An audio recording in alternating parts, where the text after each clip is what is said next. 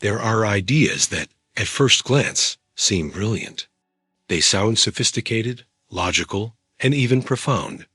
Some give the impression of strength, maturity, or superior intelligence. But there is a problem. Many of these ideas, behind the appearance of wisdom, hide destructive consequences.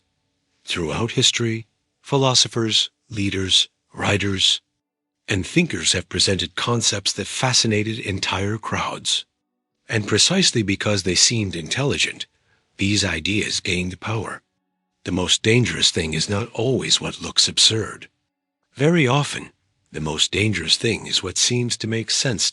In this video, you will discover famous ideas and works that help reveal an unsettling pattern.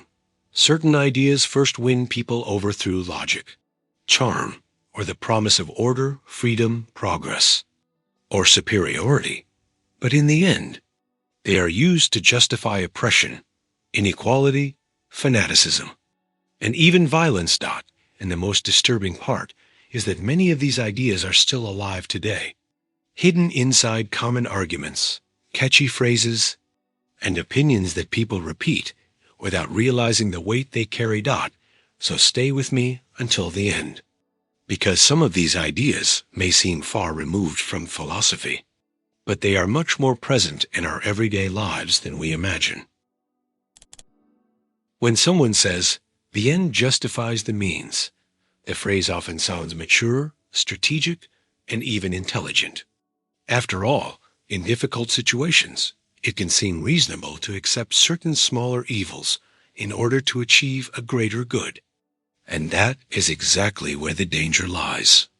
An idea can be efficient in the short term and still be deeply corrosive on a moral level. The problem is not only the result that is achieved, but the kind of human being and the kind of society this logic creates over time. That is why Machiavelli, especially through The Prince, remains so provocative. His work is often read as a manual of political coldness, as if it simply teaches people to manipulate, lie, and crush their opponents in order to gain and keep power. That reading is simplified, but it reveals something important. Machiavelli draws a troubling line between private morality and political effectiveness. In his hard realism, a ruler cannot always act the way a saint would want to act. He has to deal with instability, war, betrayal, and human ambition. Politics, for him, is not the realm of purity, but the realm of necessity. The philosophical value of this view is that it forces us to face an uncomfortable truth. Power, almost, never operates under ideal conditions. But recognizing that does not mean accepting every method as legitimate. And that is where the criticism begins. When efficiency becomes the highest standard, ethics stops being a limit and starts being treated as an obstacle. Lies become strategy. Cruelty becomes a necessary measure.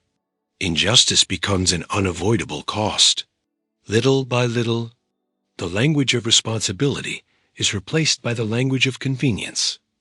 History offers painful examples of this mechanism.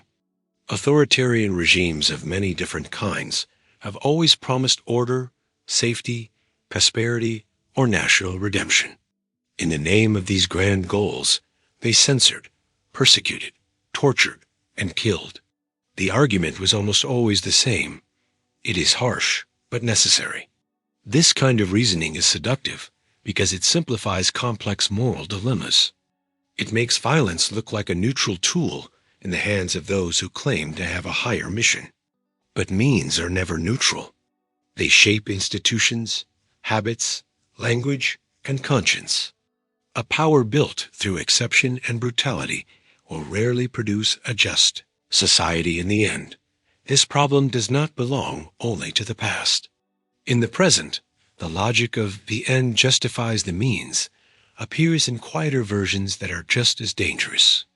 It appears when companies violate privacy in the name of innovation, when leaders spread misinformation to defeat a political enemy considered worse, when people excuse public humiliation, cruel canceling, or abuse of authority because they believe they are on the right side of history. In these cases, Efficiency comes wrapped in moral urgency. First we win, then we fix the excesses. But that later almost never comes. There is a very deep human lesson here. Every time we get used to treating another person as something disposable, something inside us also begins to break down. We do not only corrupt the outside world, we corrupt our own sense of moral limit. That is why the philosophical criticism of this idea is so necessary.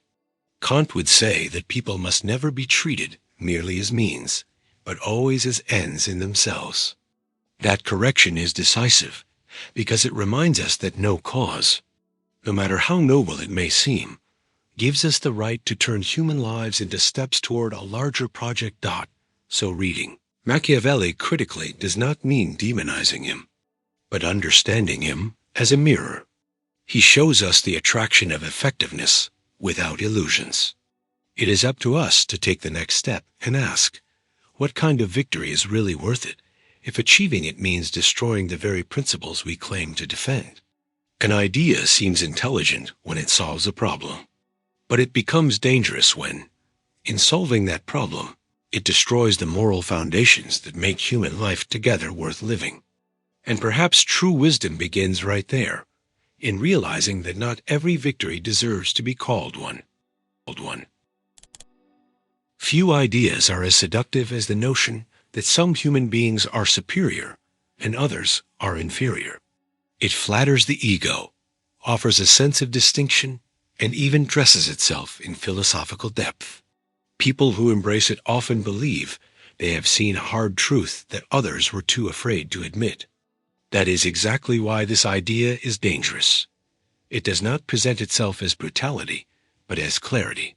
And when it finds support in distorted readings of Nietzsche, it gains an even more sophisticated appearance. Nietzsche is one of the most misused philosophers of modern times. His thought has often been reduced to a crude caricature, a celebration of the strong over the weak, the ruler over the ruled, the great man supposedly entitled to despise the masses. But that reading ignores the complexity of his critique. When Nietzsche speaks of the will to power, he is not simply defending the oppression of others. In many cases, it is better understood as a force of expansion, creation, self-overcoming, and affirmation of life. The problem begins when this idea is pulled out of its context and turned into permission to humiliate, exclude, and dehumanize. The same thing happens with the concept of the overman. The Bermensch, presented in Thus Spoke Zarathustra, instead of being understood as an image of self-overcoming, value creation, and a break from spiritual mediocrity, it has often been interpreted as an ideal of human superiority in a social, racial, or political sense. That is a serious distortion. In a philosophically serious reading, the overman is not a vain tyrant who steps on others to feel greater. It represents a horizon of inner transformation, not a badge of nobility. It gives someone permission to despise those who are different, fragile, or ordinary. This distortion was not only theoretical. History showed how certain ideological uses of Nietzsche helped feed fantasies of human hierarchy. Even though the philosopher himself cannot be reduced to those uses, his work was manipulated by movements that glorified purity, strength, and greatness while treating entire groups of people as disposable lives. When a society begins to organize itself around the idea that some people are worth more than others, dignity stops being universal and starts depending on performance, origin, usefulness, or strength. And once that happens, the ground is already prepared for violence. What is most troubling is that this logic is still alive, even when it is not openly declared. Today, it appears in attitudes that treat vulnerable people as dead weight, the poor as moral failures, the sick as useless, the elderly as excess, and those who are different as a threat to the standard of a community. In competitive environments, the language of superiority often hides behind words like excellence, elite, high performance, and merit. Of course, pursuing excellence is not wrong, The danger begins when human worth is measured only by strength, productivity, or prestige. At that point, it is no longer enough to admire what is extraordinary. People feel the need to despise what is ordinary. This movement corrodes something central to ethics, the idea that every person has dignity, not a price. Dignity does not depend on winning, standing out, or being in control. It does not increase with success or decrease with weakness.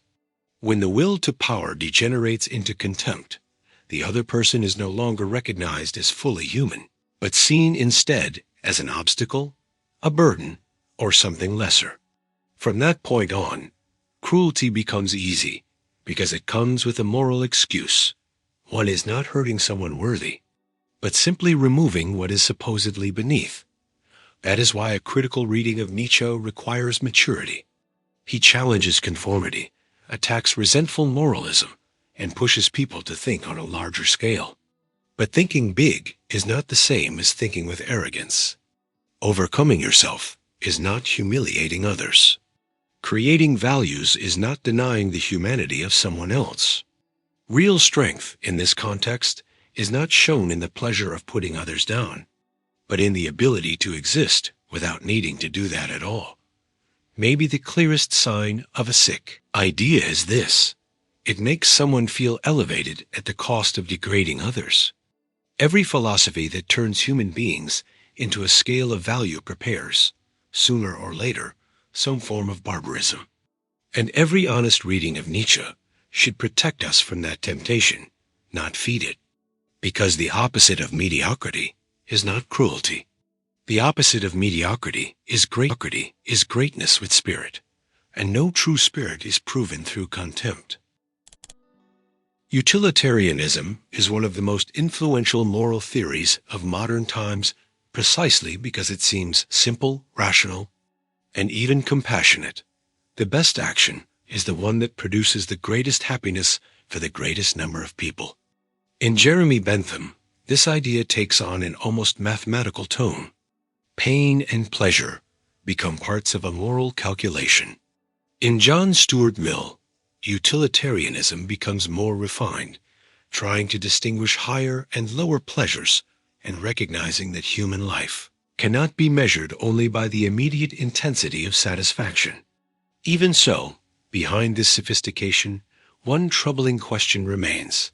What happens when the good of the majority requires the sacrifice of a few? At first glance, the utilitarian answer seems convincing. If a difficult decision benefits thousands of people and harms only a few, many people see it as natural to accept that loss. In times of crisis, war, scarcity, or public health emergencies, this reasoning becomes even more seductive. It offers clarity in a confusing world.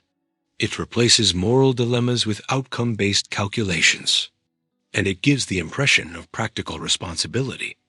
This is not about acting out of sentimentality, but about maximizing the collective good.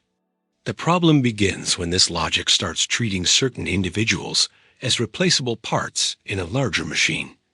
That is the point where utilitarianism without limits threatens to destroy justice. Because justice is not only about producing favorable outcomes on a large scale. Justice also requires recognizing that each person has a value that cannot simply be absorbed into the total sum of collective benefit. When a minority can always be sacrificed whenever it increases the overall balance of happiness, the door opens to deeply serious abuses.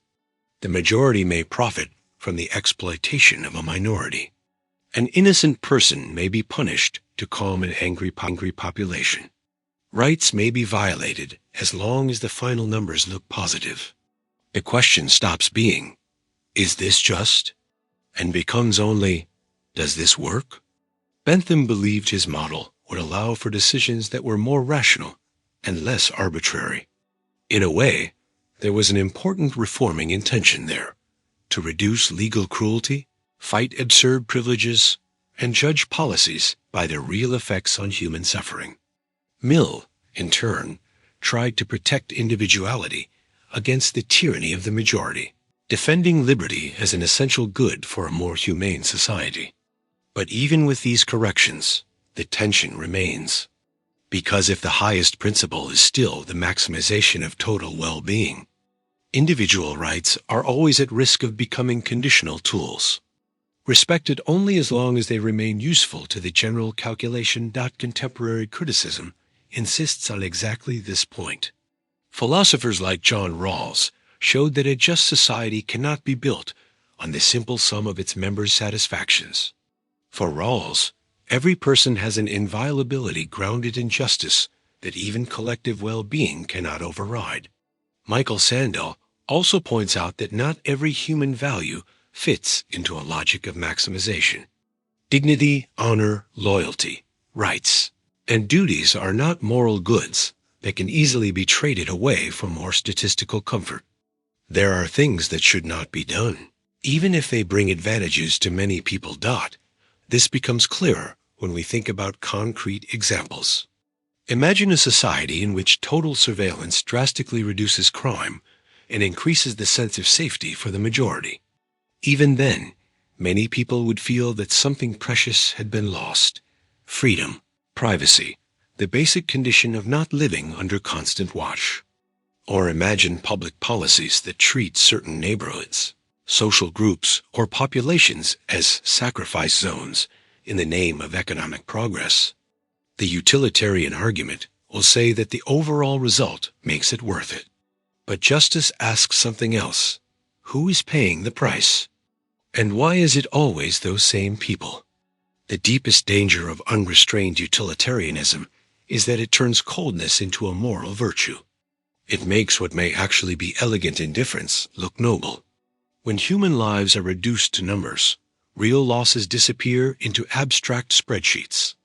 The suffering of a few becomes a statistical detail, and a society that learns to think this way risks becoming too efficient to remain truly human. That is why criticizing unlimited utilitarianism does not require rejecting all concern for consequences. It would be naive to ignore outcomes. The real point is this: consequences matter, but they are not everything. A mature ethic must care about the common good without accepting that the individual can be crushed by it. Because the moment the happiness of the majority is used to justify sacrificing the same people over and over again, we are no longer dealing with justice, but with a kind of moral accounting that has lost its soul. Modernity liked to believe that more reason would automatically mean more humanity. The more calculation, method, organization, and technical control there was, the more civilized life would become. In Dialectic of Enlightenment, Adorno and Horkheimer offer one of the sharpest critiques of that belief. When reason is reduced to a tool of control and efficiency, it can stop serving human freedom and start serving barbarity. That is the key point. The problem is not logic itself, but a kind of logic that only asks, how can this be done? And loses the courage to ask, should this be done at all? This is what they broadly call instrumental reason. It is a form of reason that does not seek truth, justice, or meaning, but only the most effective means to reach any given end. It is extremely skilled at organizing processes, classifying people, optimizing results, and managing resources. But that skill, when separated from ethical standards, becomes dangerous. Because an intelligence trained only to function well can function perfectly in the service of horror. When rationality is emptied of moral reflection, it does not prevent violence. It makes violence more efficient. This critique grew out of the most brutal historical experience of the 20th century. Nazism was not only an irrational explosion of hatred. It also relied on bureaucracy, technology, logistics, planning, statistics, and social engineering. There were trains running on time, precise records, chains of command, administrative language, and careful classification of bodies and lives. The monstrosity did not appear only in the form of rage. It also appeared in the form of flawless organization. And that is what makes Adorno and Horkheimer so disturbing. Modern barbarity is not always the opposite of technical rationality. In some cases, It is its consequence when reason loses its connection to human dignity. What is most unsettling is realizing that this coldness does not belong only to the totalitarian regimes of the past. It reappears whenever human beings are treated as manageable objects. When a company decides to fire thousands of people based only on efficiency projections, without any real concern for the lives being affected, instrumental logic is there. When public or private systems reduce people to targets, performance, statistical risk, or cost-benefit calculations, the same mental structure shows up again. When a war is presented only as a problem of technological precision, almost like a clean operation, we see that same rationality at work. Real suffering disappears behind technical language. Adorno and Horkheimer realized that the Enlightenment, in trying to free humanity from fear and myth, risked creating another myth, the myth of total domination through calculating reason. Nature was supposed to be mastered, controlled, and quantified. But in that process, human beings themselves began to be treated as part of the material to be managed. The subject who dominates the world ends up applying the same logic to other subjects. And so rationality, instead of liberating, begins to crush. Not because there is too little intelligence, but because there is too much intelligence cut off from moral conscience. There is something very current about this analysis. Today, algorithms decide priorities, filter visibility, classify profiles, distribute opportunities, and shape behavior. All of this can look neutral, objective, and rational. But the Frankfurt School question remains essential. Rational for what and for whom? A system can be highly efficient and still deepen injustice. It can be technically brilliant and morally blind. The future will probably make this dilemma even sharper, because our capacity for prediction, monitoring, and manipulation is growing faster than our ethical maturity to deal with it. That is why the great lesson of dialectic of enlightenment is not a simplistic attack on reason, as if we had to choose between thinking and feeling. It is exactly the opposite. Adorno and Horkheimer want to save reason from its own instrumental degradation. They want to remind us that thinking is not only about calculating. It is also about judging, resisting, interrupting automatic processes, and refusing what works when what works destroys the human being. True rationality is not the kind that makes everything manageable. It is the kind that recognizes limits. When logic loses the ability to be moved by injustice, it becomes a cold machine of justification. And one of the most dangerous ideas in the world may be this: believing that something is acceptable simply because it is efficient, organized, and functional. Not every barbarity arrives screaming. Many arrive quietly, with spreadsheets, protocols, reports, and the appearance of necessity. That is why Adorno and Horkheimer's critique remains so alive. It forces us to be suspicious of every form of intelligence that knows how to operate extremely well, but no longer knows why it should stop. Stop. The promise of a perfect society has always had enormous appeal. It speaks to a deeply human hope, the desire to end suffering, eliminate conflict, correct injustice, and finally organize the world in a rational and stable way. In itself, that hope is not something to dismiss. The problem begins when utopia stops being a critical ideal and starts demanding total fulfillment. Because at that point, every imperfection becomes suspicious. Every disagreement starts to look like a threat, and every person who does not fit the project begins to be seen as an obstacle. That is how the dream of paradise can turn into the seed of tyranny. George Orwell and Aldous Huxley understood this with remarkable force. In 1984, Orwell shows a society in which the search for total control destroys truth, freedom, and even inner privacy. The party does not want only outward obedience. It wants to dominate memory, language, and thought itself. Tyranny here is not born from chaos, but from the obsession with total order. If everything must be aligned, and even reality has to be bent. In Brave New World, Huxley presents another side of the same danger. A society that seems peaceful, stable, and happy, but is built at the cost of human depth. It is not pain that rules, but conditioning.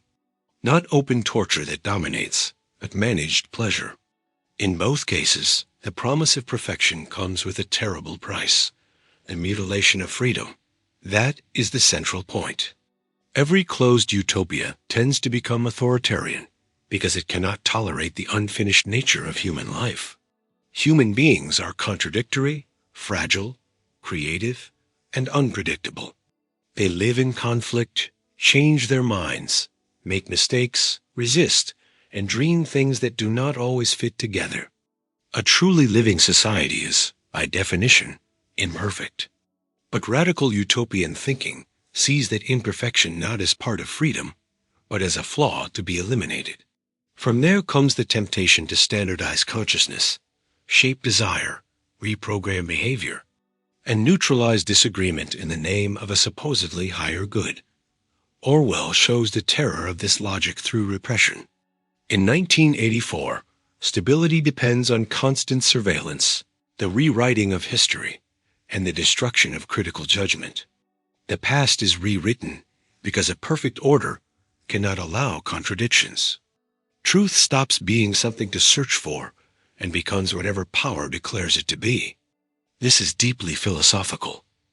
When a total worldview sees itself as infallible, it no longer needs to engage with reality. It only needs to domesticate it. Utopia then stops correcting politics and starts justifying whatever violence is necessary to preserve its own image. Huxley, on the other hand, reveals a danger that may be even more subtle. In Brave New World, people are not crushed mainly by fear, but seduced by comfort. They are given pleasure, entertainment, consumption, and manufactured emotional stability. There is almost no room for tragedy, silence, solitude, doubt, or inner greatness. Freedom disappears not because it is violently taken away at every moment, but because it is traded for constant satisfaction. Utopia here does not look like hell. It looks like convenience. And that is exactly why it is so dangerous. A society may control people more effectively when it convinces them that there is nothing more desirable than being perfectly adjusted to the system. These two critiques remain extremely relevant today. Whenever someone promises to completely eliminate social conflict, purify public debate, produce absolute harmony, or organize collective life in a totally safe and predictable way, it is wise to be cautious. The problem is not in wanting to improve the world, but in believing that it can be permanently fixed without human cost. Projects that promise perfection often give themselves permission to silence, monitor, and exclude. After all, if the goal is grand enough, any resistance will seem petty. And when society accepts that logic, the dissenter stops being a citizen and becomes a flaw in the system. The great lesson from Orwell and Huxley is that a free society must accept imperfection as part of the price of human dignity. Freedom includes risk, conflict, discomfort, and uncertainty. Truth includes facing inconvenient facts. Love includes choice, and choice includes the possibility of error. A completely perfect order would require human beings to be less human, more obedient, more predictable, more easily shaped. That is why the perfect utopia is dangerous. Not because dreaming is wrong, but because political dreams become monstrous when they try to abolish everything that escapes planning. Tyranny begins when the complexity of life is treated as something intolerable. And maybe the most mature political wisdom is this: never trust too much in earthly paradises. Because every promise of total perfection, sooner or later, starts demanding too much silence, too much obedience, and too little humanity. The idea of every man for himself can seem, at first, like a form of maturity. It sounds like autonomy, strength, and independence. In a competitive world, Many people learn to admire those who owe nothing to anyone, who trust only themselves, and who make their own survival the measure of every choice. This attitude can seem realistic, even intelligent. But there comes a point when the legitimate defense of individual freedom turns into radical individualism. And when that happens, the invisible fabric that holds life together begins to tear apart. Radical individualism starts with a deep suspicion of other people. The other person is no longer seen as a partner in shared life, but as a rival, a threat, a burden, or an obstacle. Society stops being understood as a community with a shared destiny and starts being seen as an arena. In that setting, solidarity looks naive, care looks weak, and collective responsibility looks like unwanted interference. Each person closes in on their own immediate interests, as if the world could keep existing simply through the sum of private desires. But a society is not just a pile of islands. It depends on trust, cooperation, shared rules, and some sense of mutual belonging. This is exactly where Rousseau becomes a decisive counterpoint. Through the idea of the social contract, he tries to think about how human freedom can exist without destroying common life. For Rousseau, the problem is not the individual in itself, but the kind of social organization that turns freedom into competitive selfishness. The social contract does not mean erasing the person in the name of the collective, but creating a political order in which each person, by obeying laws they helped shape, remains free. It is an attempt to reconcile autonomy and belonging. Individual will and the common good. This view matters because it corrects a very common mistake in today's imagination: the belief that any limit placed on individual interest is already oppression. Rousseau reminds us that living in society requires mutual sacrifices, not as defeat, but as the condition for a higher form of freedom. Without shared rules, the strongest impose their will. Without commitment to the collective, the freedom of the vulnerable becomes an illusion. The common good is not the enemy of freedom. Very often, it is what makes freedom possible. A safe street, a decent public school, a functioning healthcare system, a minimally trustworthy environment. None of these are born from the logic of every man for himself. All of them require agreement, duty, and mutual recognition. When radical individualism takes over, the result is not only material inequality, it is also moral impoverishment. People begin to measure the value of everything by the immediate benefit they receive from it. Questions like, is this fair? Or, does this strengthen our life together? Lose ground to, what do I get out of this? Little by little, people stop recognizing that some goods exist only when they are shared. Public trust, civic responsibility, institutional respect, care for the vulnerable. Without these bonds, social life may continue to function for a while, but it becomes more cynical, more hostile, and more fragile. This shows up clearly in real situations. When someone argues that only those who can pay deserve access to rights, they are already assuming, whether they realize it or not, that human dignity depends on individual capacity. When poverty is dismissed as nothing more than personal failure, the entire historical, economic, and social web that shapes opportunity is ignored. When private success is treated as the only measure of value, society begins to admire winners, even when their victory helps ruin the whole. In that kind of environment, other people's suffering loses its urgency, because it is no longer seen as a shared issue, but as someone else's problem. The future of a society shaped by this logic tends to be paradoxical. The more each person tries to live only for themselves, the more everyone ends up exposed to general insecurity. Without collective commitment, distrust, loneliness, and the feeling of abandonment all grow. People may become formally free, but existentially unprotected. Individualism promises total independence, but often delivers isolation. Rousseau helps us see that human beings do not flourish alone. Freedom is not complete when it is reduced to the absence of bonds. It matures when it finds just ways of living together. Living well is not only about protecting your own space, but also about taking part in a world where the life of another person matters too. And that may be the most important point. The common good is not just a beautiful abstraction. It is the name for what keeps society from collapsing into a silent war of all against all. That is why every man for himself may sound like a strong philosophy, but deep down it is a poor one. It shrinks human experience down to the size of private interest and destroys exactly what makes freedom bearable, the certainty that we do not live alone in the world. Meritocracy is one of the most seductive ideas in the modern world because it seems to combine justice and effort in a simple formula. Each person gets what they deserve based on their talent, discipline, and hard work. At first glance, this sounds deeply reasonable. After all, no one wants to live in a society where inherited privilege matters more than dedication.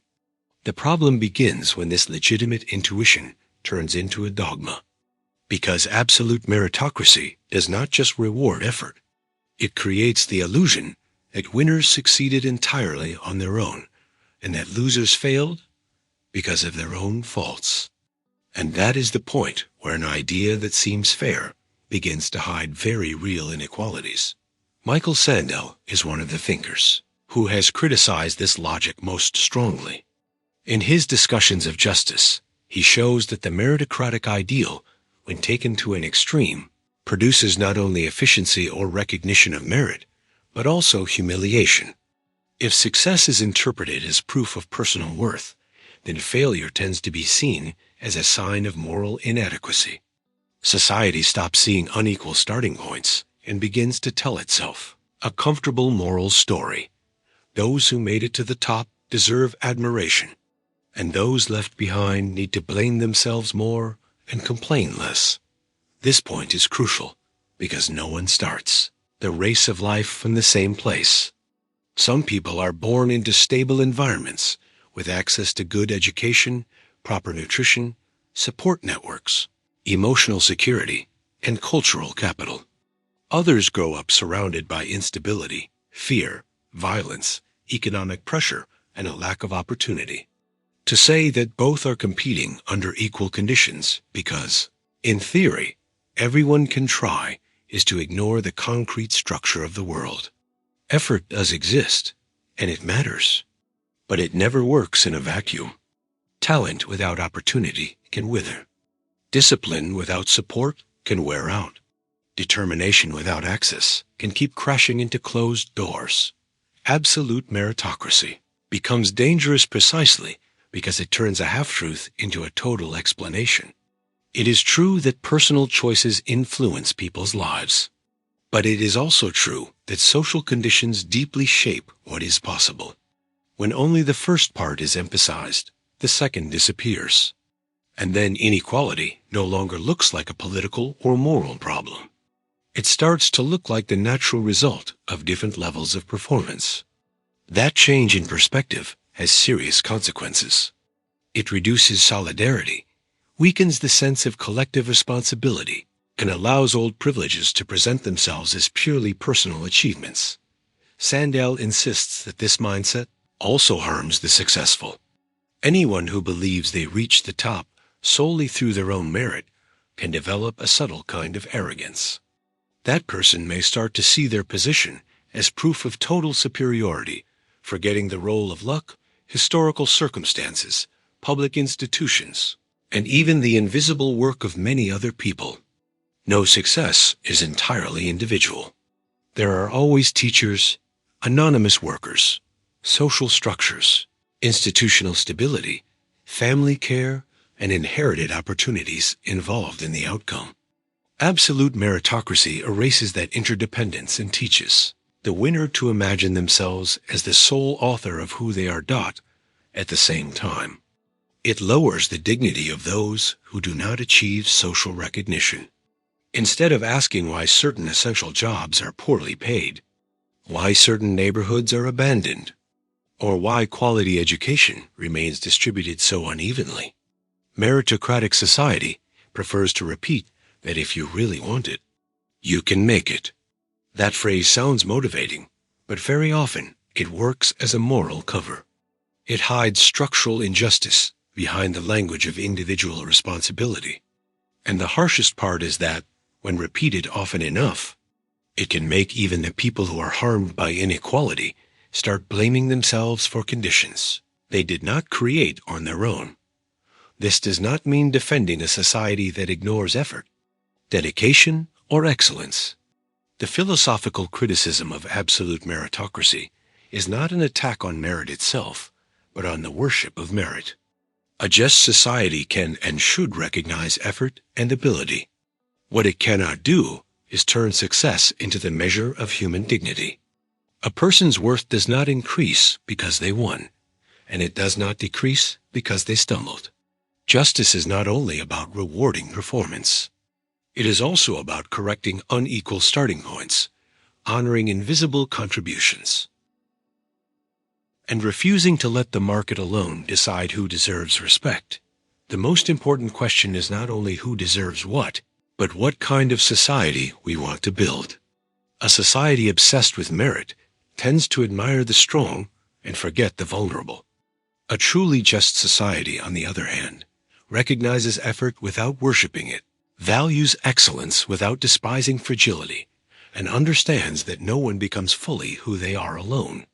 That may be the most humane antidote to absolute meritocracy, remembering that justice does not begin when we reward the winners, but when we refuse to turn inequality into a disguised virtue.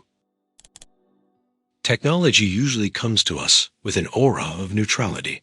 A new device, a new platform, a new artificial intelligence system, a new method of control or production almost always presents itself as just a tool. Something useful, efficient, and modern.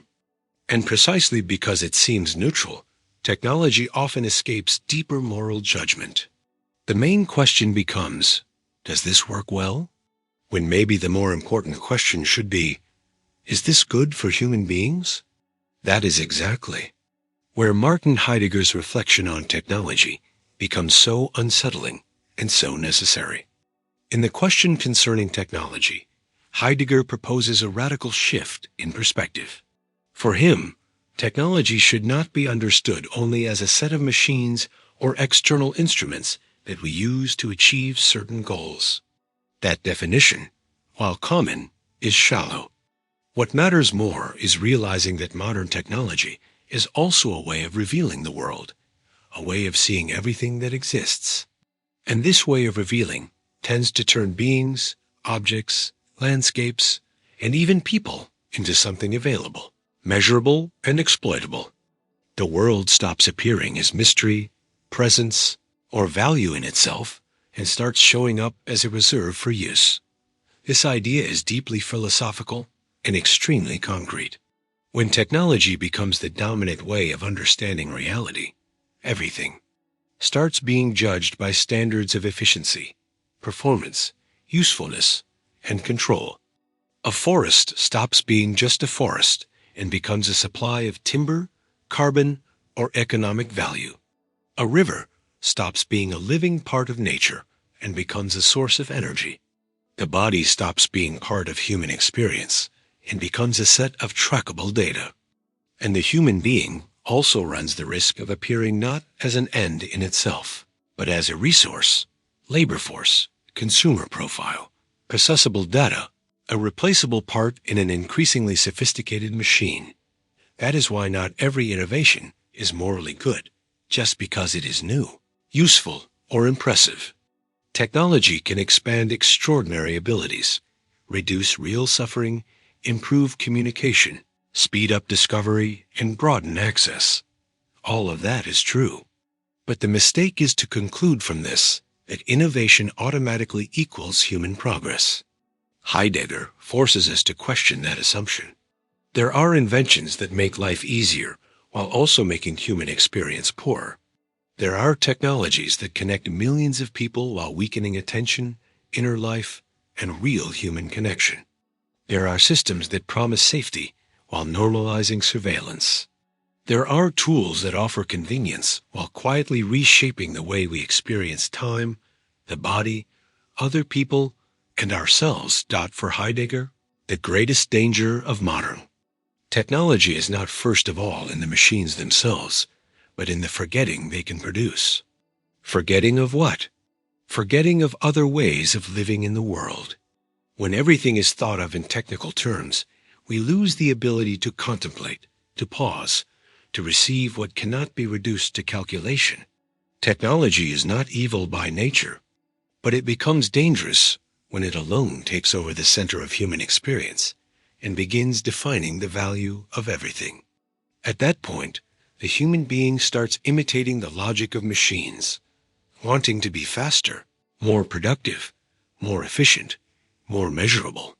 And then whatever is not useful, profitable, or high-performing starts to seem less legitimate. This analysis becomes even more urgent today. We live surrounded by a culture that tends to celebrate every new thing as if it were, by itself, a sign of moral progress.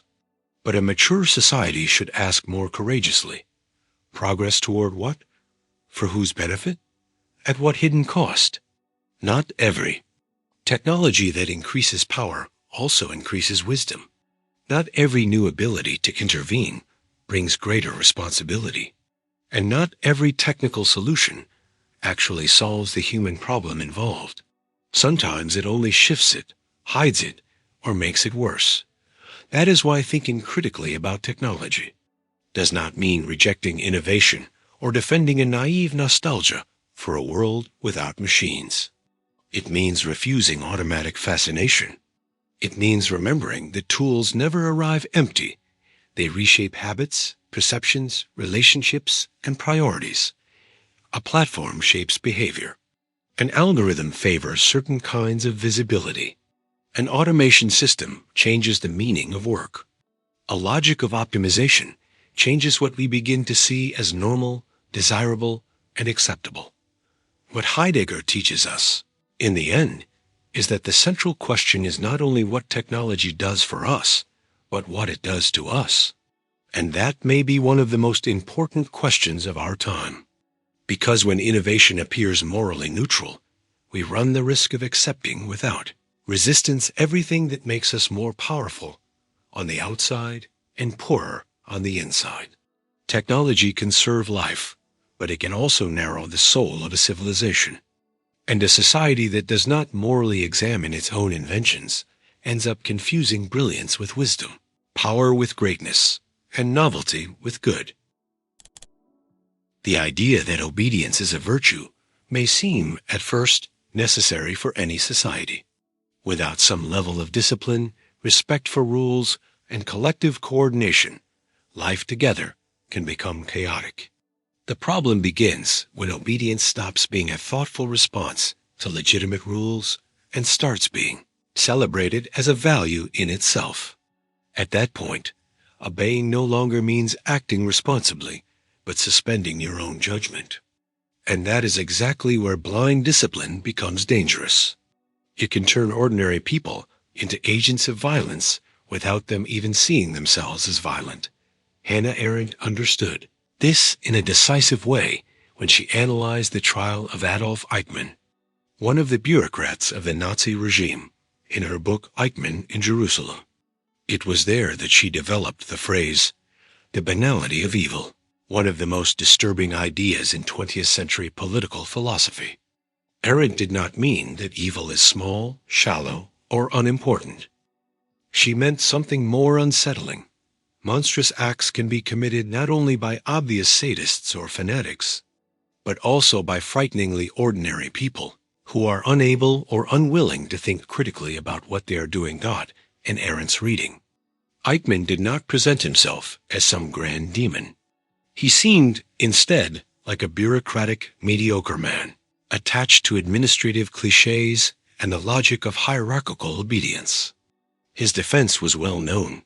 He was just following orders, just doing his job, just obeying the law of the time. And that is exactly what makes everything more terrifying. Extreme violence did not always need passionate hatred. Sometimes it only required a willingness to fit into the machine, speak the language of efficiency, and give up the burden of personal conscience. The banality of evil is born. Then, when the capacity to think is replaced by the routine of conformity. For Arendt, thinking was not just about reasoning technically or solving problems. It meant interrupting the automatic flow of action and asking, is this right? Can I answer for this? What am I helping make possible? When that pause disappears, a person can continue functioning very well and at the same time cooperate with horror. Blind discipline produces violence because it makes it possible to act without inner confrontation.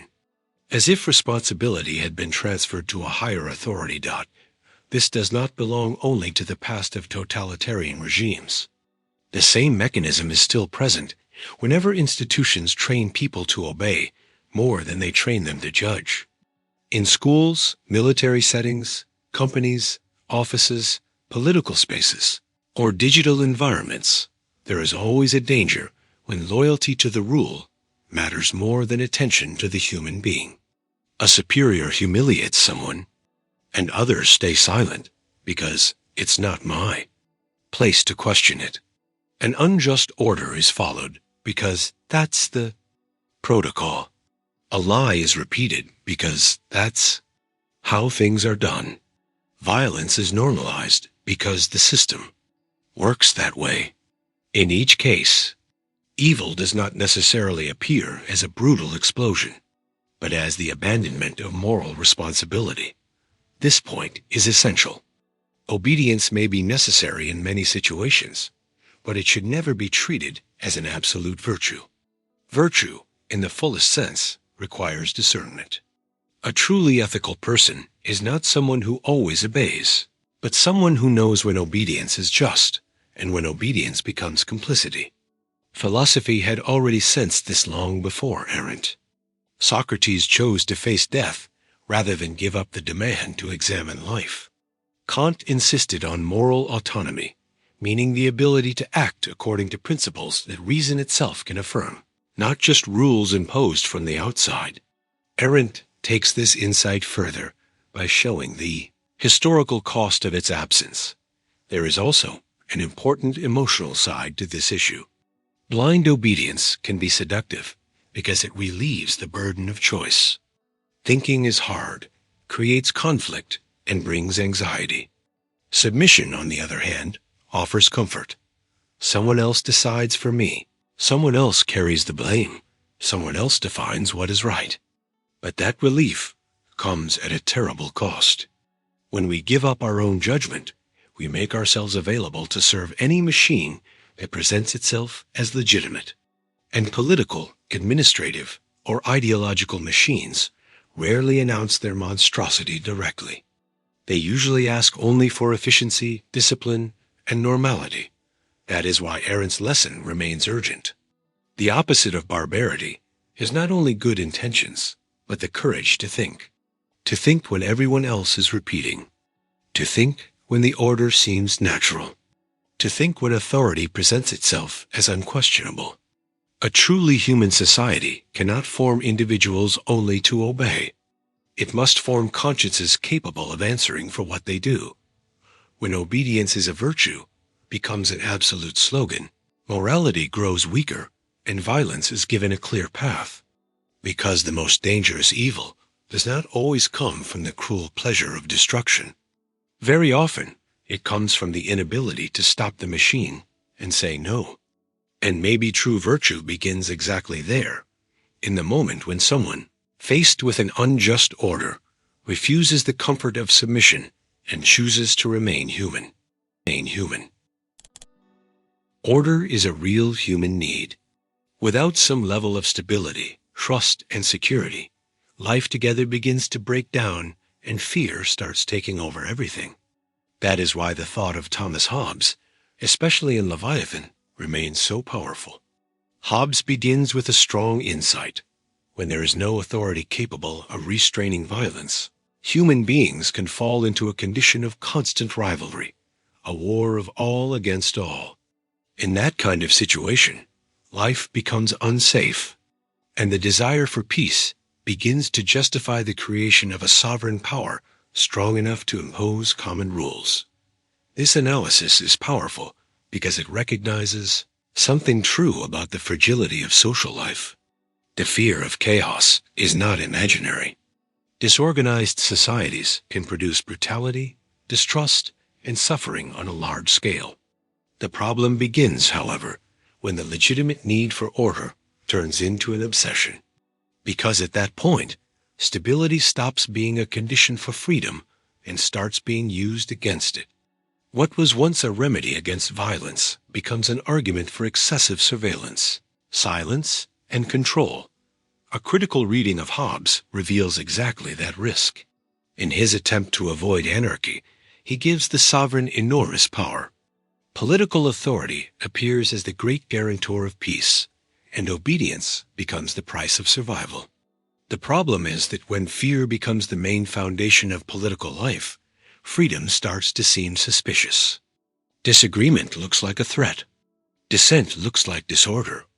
Plurality looks like weakness in the system.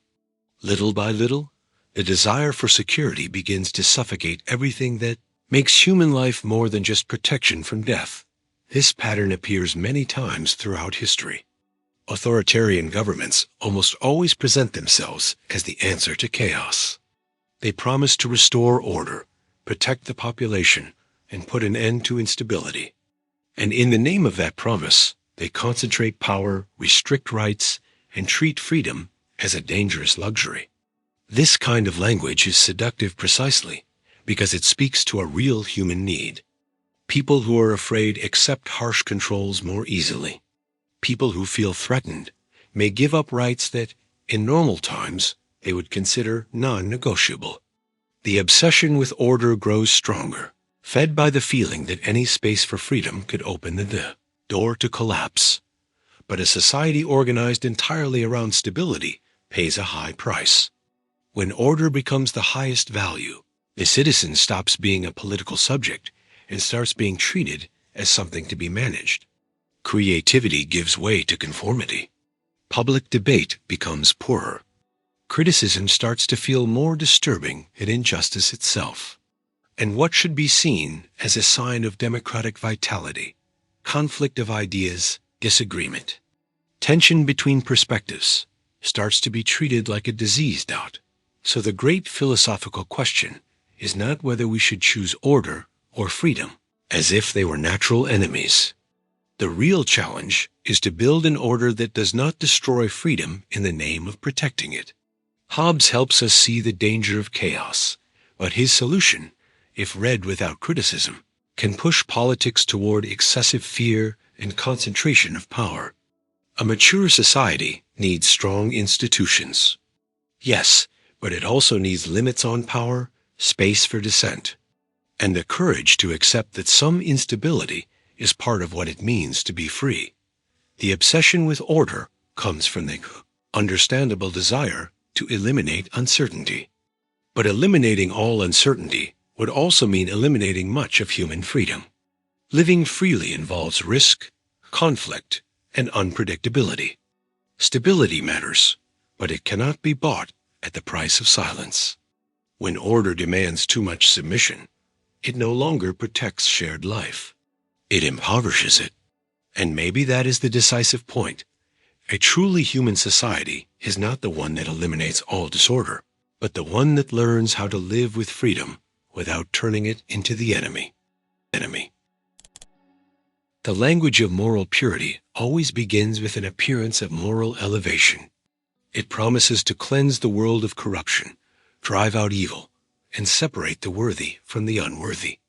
In times of crisis, this promise becomes especially seductive because it offers something many people deeply want: clarity. Instead of dealing with human complexity, ambiguity, contradiction, and shared responsibility, the logic of purity divides everything in a simple way. On one side, the good. On the other, the impure. And it is exactly this simplicity that makes it so dangerous. Ren E. Acute Girard helps us understand this mechanism with great depth.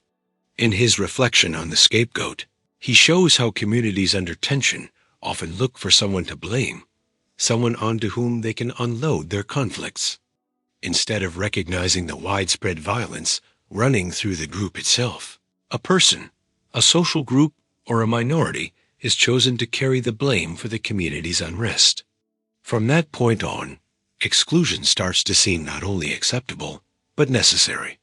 Getting rid of the impure begins to sound like an act of moral purification, when in reality, it is a way of redirecting violence toward a convenient target. This process is dangerous because it offers psychological relief and social unity at the same time. When everyone agrees on who should be blamed, the community experiences a false sense of unity. Internal conflict seems to disappear because it has been pushed outward. The problem is that this peace is born from exclusion. It depends on turning someone into the symbolic carrier of everything the group does not want to recognize in itself. The scapegoat ends up carrying guilt, fear, and resentment that are far greater than anything connected to that person's actual reality. Gerard shows, then, that moral purity often hides collective violence. The more a community imagines itself as pure, the more it needs to believe that evil is concentrated somewhere else. The impure person is no longer seen as just someone others disagree with. That person starts to be seen as contamination, a threat, an intolerable presence. And once someone is perceived that way, fanaticism finds fertile ground. Because now the goal is no longer to debate, correct, or coexist, but to expel, silence, and erase. History is full of examples of this logic.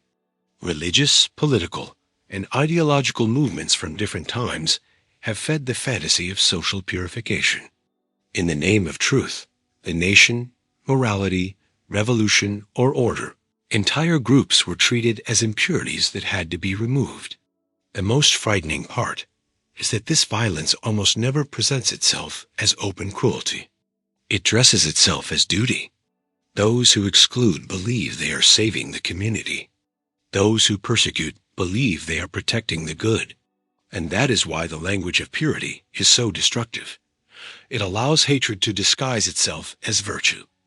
This mechanism is still alive today, even on smaller scales. It appears when a society looks for simple culprits for complex problems. It appears when opponents are treated as morally contaminated, as people unworthy of any dignity. It appears when the desire for justice turns into a desire for purification. At that point, it is no longer enough to hold actions accountable. People themselves must be marked as inherently unworthy of belonging. Gerard's critique invites use toward a harder and more human kind of moral maturity. Evil does not exist entirely in the other person. Violence does not disappear when we choose someone to blame. And no community becomes better simply by expelling the people it has chosen to hate. Human societies are imperfect, tense, and full of conflict. Trying to purify them completely is exactly what opens the door to fanaticism. Maybe true ethics begins when we stop dreaming of a pure community and accept the more demanding task of living with imperfection without turning it into a hunt for enemies. Because every time someone promises to eliminate the impure, what is being prepared is not a better society, but a new form of violence wearing a moral face. Happiness seems, at first, like an unquestionable ideal. Who would be against a life without pain, without anxiety, without conflict, full of comfort, stability, and pleasure? And that is exactly why this idea can become so dangerous. When happiness stops being a free possibility within human experience and becomes a social obligation, it turns into a tool of control. Instead of setting people free, it starts to domesticate them. And few authors showed this as powerfully as Aldous Huxley in Brave New World. In the world Huxley created, almost everything seems to work. There are no major emotional crises, no deep existential suffering, no room for dramatic breaks. Society is stable, organized, and apparently satisfied. But that peace comes at a very high cost. Human beings are conditioned from birth to accept their place without questioning it, to desire what the system needs them to desire, and to avoid any experience that might produce reflection, pain, or dissatisfaction. Happiness there is not inner flourishing. It is the efficient management of emotions. That is the central point. When well-being becomes an absolute value, everything that threatens emotional stability starts to look like a problem that needs to be removed. Sadness stops being part of the human condition and becomes a malfunction. Discomfort stops being a moment of growth and becomes something intolerable. Doubt, grief, silence, solitude, anxiety, and even deep love start to feel inconvenient because they are difficult to control. In Brave New World, the solution is clear. Constant entertainment, easy pleasure, non-stop consumption, and chemical relief. It is not necessary to brutally repress people who think too much. It is enough to make sure they never feel the need to think deeply. Huxley's genius was in showing that control does not always come through pain, as it does in openly violent regimes. Sometimes it comes through too much comfort. A society can dominate people, not only by terrifying them, but also by keeping them superficially satisfied. And that form of control is extremely seductive, because it does not look like oppression. On the contrary, it looks like care. It looks like progress. It looks like civilization winning over suffering. But underneath it, there is a silent trade. Human depth is given up in exchange for managed emotional stability. This critique is still very relevant today. We live surrounded by messages that treat happiness almost like a permanent duty. You have to feel good, perform well, smile, reinvent yourself, stay positive. Sadness is quickly seen as failure. Discomfort has to be fixed right away. Boredom has to be filled. Emptiness has to be covered up. The logic of emotional performance creates people who no longer know how to sit with their own inner life without constant distraction. And the less we tolerate normal human suffering, the more dependent we become on outside systems of compensation. The problem is not in seeking well-being. It would be absurd to praise pain for its own sake. The philosophical issue is something else. A truly human life cannot be reduced to the constant elimination of discomfort. There are truths that only appear through inner conflict. There is growth in loss. There is clarity in unrest. There is freedom in the right not to be perfectly adjusted all the time. When happiness becomes compulsory, these experiences start to look like defects, and the human being becomes diminished. Huxley warns us then about a subtle danger, the danger of a civilization that confuses peace with numbness, pleasure with freedom, and well-being with full humanity. Not every satisfied society is a free society. Sometimes the most efficient obedience is not the one born from fear, but the one born from the inability to desire anything beyond the comfort being offered. And maybe the most important question is this: what kind of happiness are we really seeking, if keeping it requires giving up truth, meaningful pain, and the very freedom to be fully human? We live surrounded by numbers. Rates, charts, rankings, averages, indexes, projections. They are essential for understanding reality on a large scale. Without statistics, it would be much harder to identify inequality, measure crises, plan public policy, or expose injustice. The problem begins when what is supposed to serve life starts replacing it. When human beings stop being seen as faces, stories, and conscious lives, and become nothing more than manageable data, something essential is lost. And this is one of the quietest dangers of modern life, reducing the person to a statistic. In many settings, this shift seems rational. After all, governments, companies, institutions, and complex systems have to deal with huge amounts of information. To act at scale, they count people, calculate risk, distribute resources, and project outcomes. All of that has its place. But there is a delicate ethical line between using numbers to protect lives and beginning to see lives only as numbers. When that line is crossed, real suffering disappears behind abstraction. Tragedy stops moving us because it has become a percentage. Loss stops calling us to attention because it has been absorbed into an average. It is exactly against this kind of erasure that Dostoevsky's literature remains so powerful.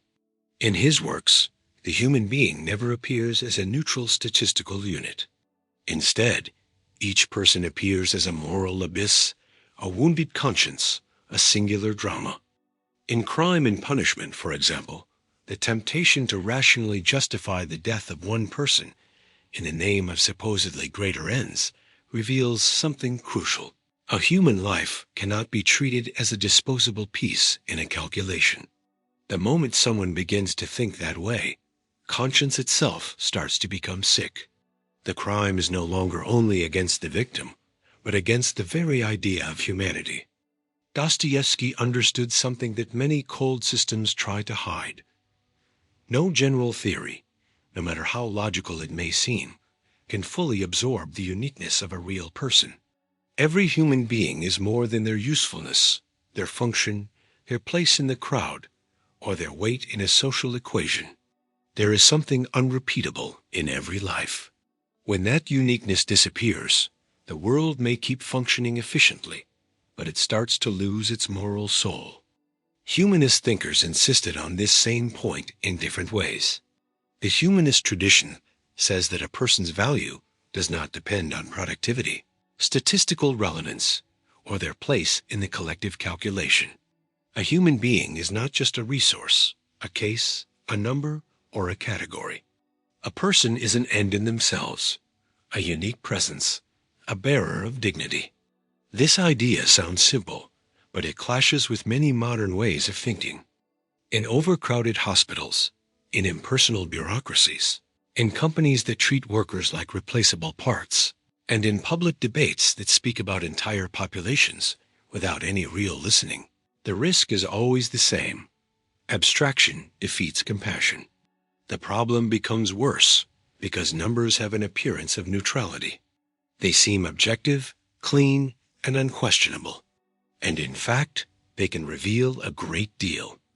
But numbers do not cry, do not love, do not feel fear, do not bury their dead, and do not carry memories. People do. When a society gets used to thinking only in terms of scale, it can begin to tolerate what should never be tolerated. Thousands of affected people can sound less serious than one story told up close. Huge statistics can actually produce indifference, precisely because they are so huge. Too much abstraction numbs people. This does not mean rejecting data or dismissing the importance of social analysis. That would be a mistake. The point is something else. Every statistic must be brought back to the ethical question of who is being counted and what is being hidden when we count. A number can inform, but it cannot replace moral vision. It can guide decisions, but it cannot excuse conscience. It can show the size of a crisis, but it should never erase the singular pain of the person living through it. Maybe the greatest danger of reducing people to statistics is this: we begin accepting human losses as if they were technical inevitabilities. And when that happens, dignity is slowly worn away without scandal. Humanism, like Dostoevsky, reminds us that civilization begins to fail the moment it can no longer see, behind the numbers, the concrete life of a real person. Because a person is never just a case, never just a data point, never just one more among many. And forgetting that is one of the first steps toward normalizing dehumanization. Freedom is often celebrated as one of the greatest goods in human experience, and for good reason. To be free means not being entirely subject to someone else's will, being able to choose your path, build your own life, and say yes or no to the world. But there is a dangerous distortion of this idea, one that is very common today: the belief that being free simply means doing whatever you want. At first glance, that sounds liberating. In practice, though, This view weakens freedom itself and can destroy the bonds that make human life livable. Jean-Paul Sartre helps us understand this problem in a deep way. For him, the human being is condemned to be free. The phrase is famous precisely because it breaks with the comforting idea of freedom as simple permission. In Sartre, freedom is not a light gift. It is a demanding condition. We do not choose to be born, and we do not choose many of the circumstances of life. But once we are thrown into the world, we are responsible for how we respond to it. Freedom, then, is never neutral. It places us under the weight of deciding, acting, and accepting the consequences of what we do. This is where the childish view of freedom begins to fall apart. Doing whatever you want assumes that personal desire is enough to justify an action. If I want it, then I can do it. If I can do it, then it must be justified. But Sartre shows that choosing is never just about satisfying a temporary impulse. Every choice says something about the kind of person we are becoming and the kind of world we are helping create. Freedom does not exist in a vacuum. It happens among other human beings, within relationships, promises, affections, responsibilities, and real consequences. When it ignores that, it stops being maturity and turns into arbitrariness. The problem with this idea becomes very clear in everyday life. When someone says, "I'm free to do whatever I want," to justify disloyalty, selfishness, or indifference, they are usually confusing autonomy with irresponsibility. Human relationships do not survive on spontaneity alone. They require some level of commitment, consistency, and consideration for others. A friendship weakens when one person's freedom means abandoning the other person's reasonable expectations. Love wears down when personal desire is treated as absolute authority. A community falls apart when each individual sees their impulses as more important than any shared duty. Sartre also helps us see another crucial point. Running away from responsibility is part of what he calls bad faith. Bad faith happens when we try to escape the truth of our own freedom by pretending that we are only victims of circumstances or mere servants of unavoidable desires. It is a form of self-deception. A person says, "I had no choice," when in fact they did choose. They say, "That's just how I am," to avoid the discomfort of admitting that they are involved in what they do. In that sense, freedom without responsibility is not full freedom, but denied freedom. It is the attempt to enjoy the privileges of choice without accepting its moral weight.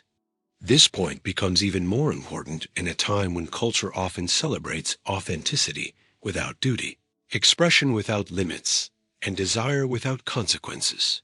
Of course, no one should live crushed by oppressive rules or artificial guilt, but the alternative is not the worship of impulse. A freedom that recognizes only itself and never measures the effect of its actions on others ends up digging its own isolation. It promises autonomy, but often produces relationships that are fragile, disposable, and shallow. Human bonds depend on the ability to choose while taking other people into account. That does not cancel freedom, it deepens it. To be free is not only to be able to break away, refuse, leave, or experiment. It is also to be able to stay, to sustain, to answer for your actions, and to care. There is freedom in saying no, but there is also freedom in making a commitment and honoring it. Sartre reminds us that we are always shaping ourselves through our choices. And for that very reason, there is no such thing as innocent freedom. When doing whatever you want becomes a philosophy of life, human bonds start to look like prisons instead of sources of meaning. But a life without strong bonds rarely becomes more free. It usually becomes more empty. True freedom does not destroy the shared world.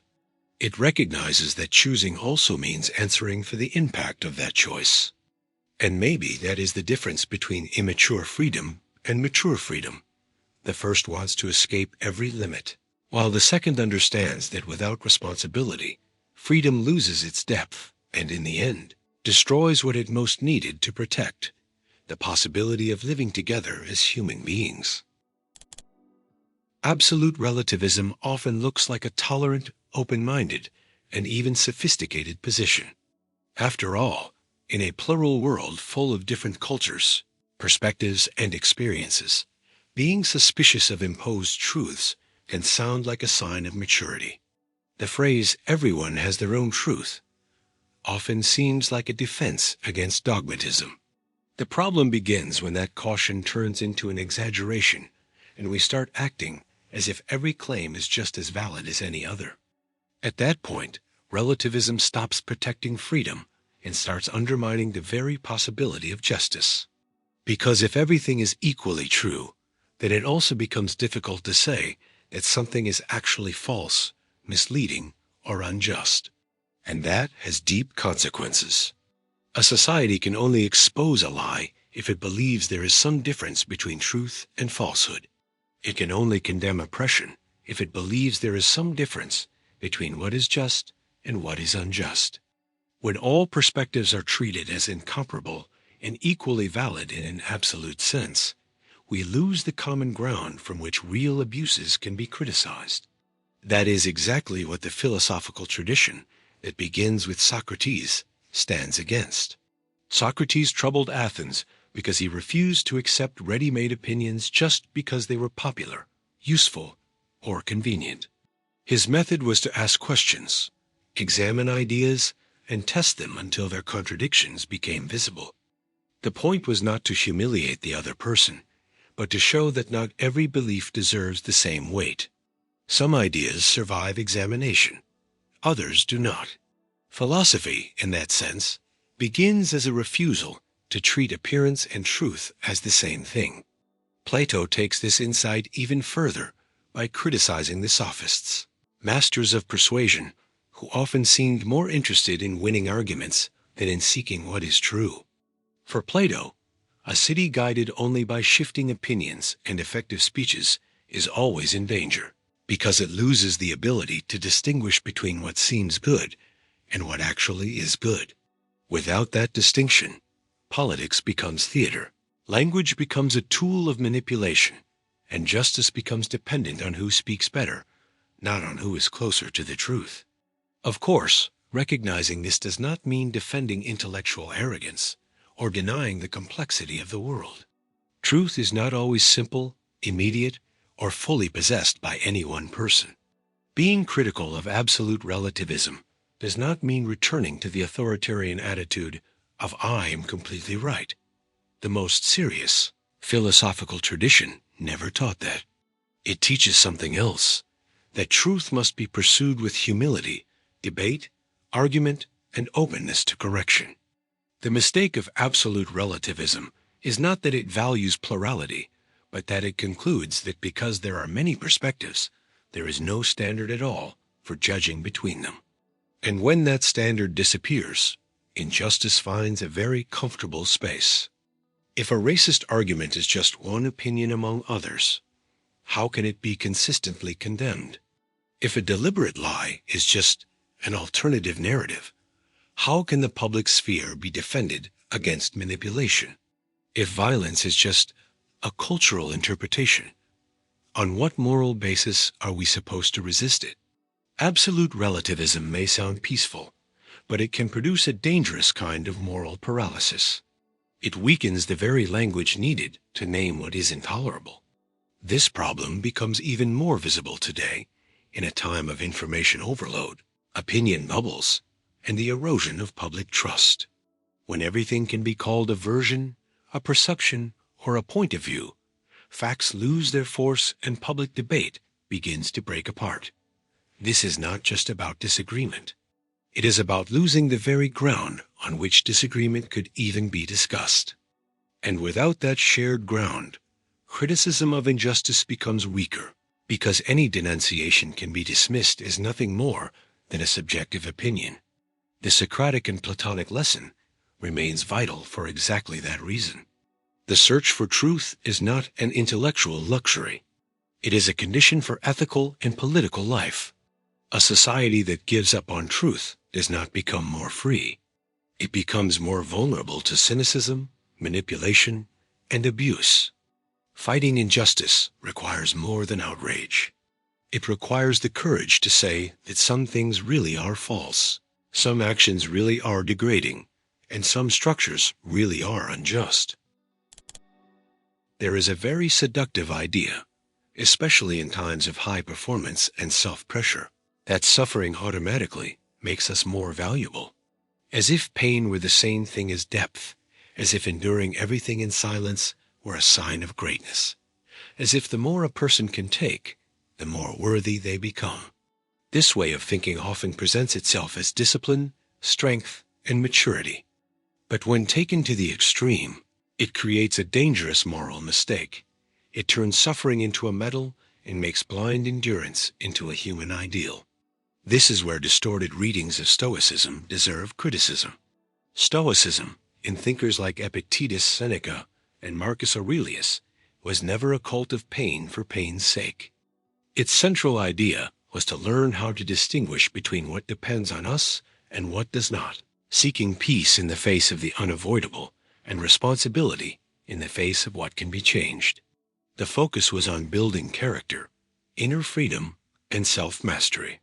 But in simplified modern versions, this tradition is often reduced to a harsh slogan: endure everything, do not complain, take more, feel less. That caricature is dangerous because it shifts Stoicism from an ethic of clarity to an image of hardness.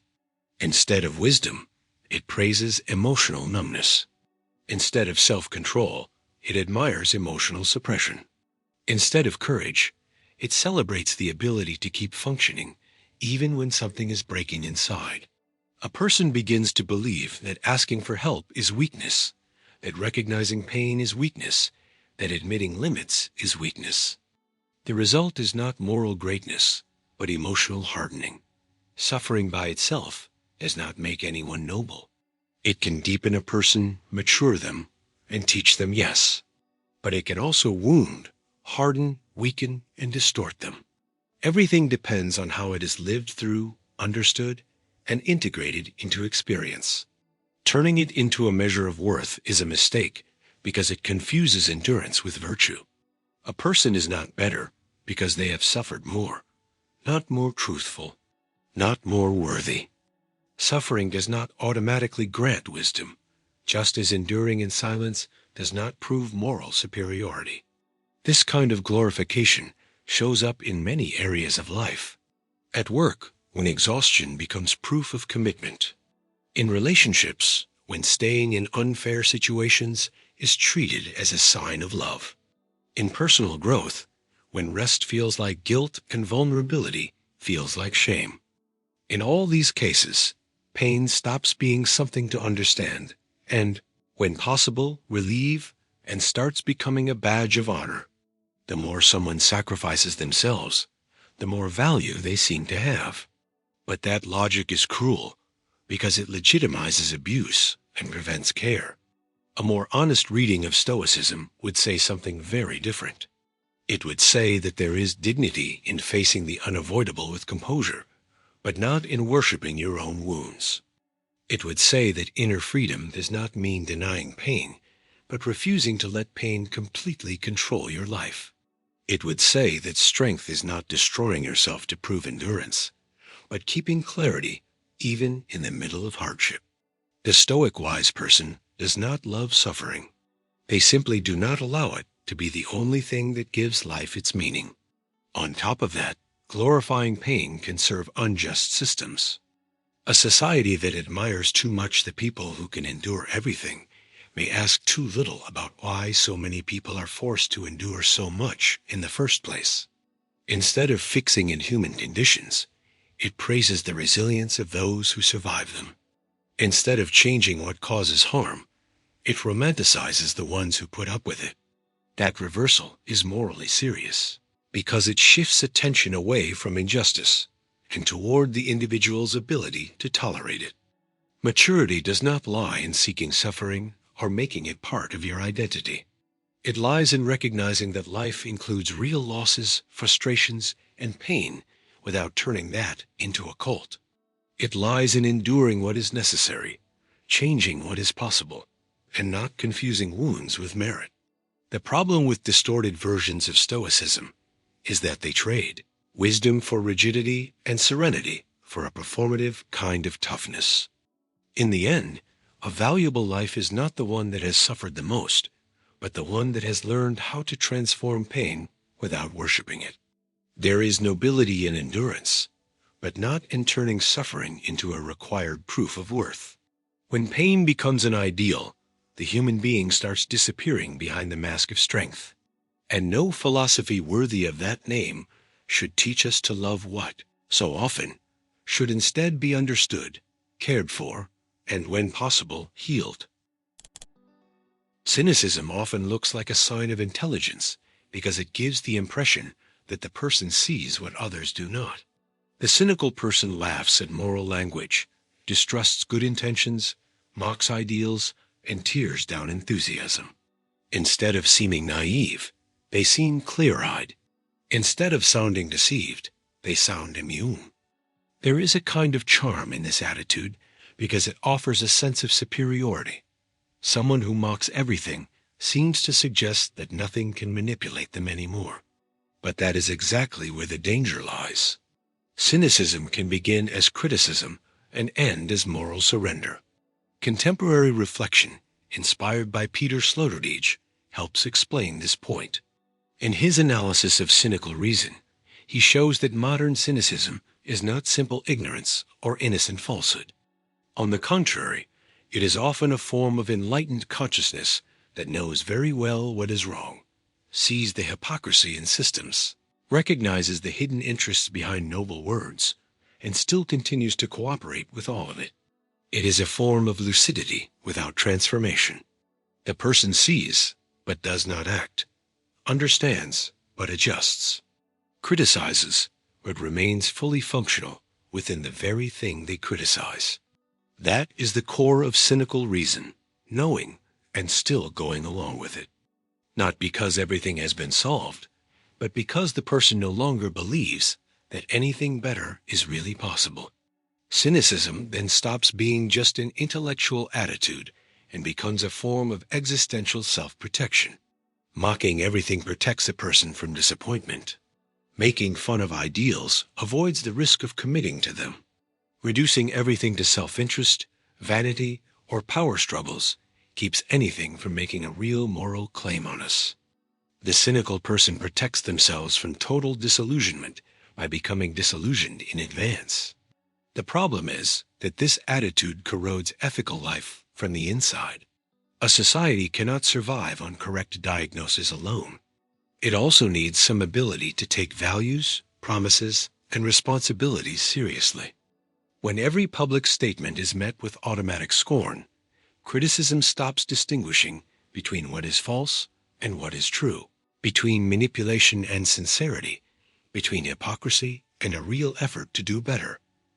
Everything becomes a joke. And in that process, cynicism does not destroy only illusions. It also destroys the possibility of serious hope. This is especially visible today. In environments shaped by social media, constant sarcasm, and non-stop exposure, mocking things has become a quick path to status. It is easier to seem intelligent by making fun of everything than by taking on the harder task of defending something without sounding naive. People who believe in justice, care, truth, or change often risk being treated as foolish, moralistic, or childish. Meanwhile, the person who mocks everything appears sophisticated. But that sophistication often hides an emptiness.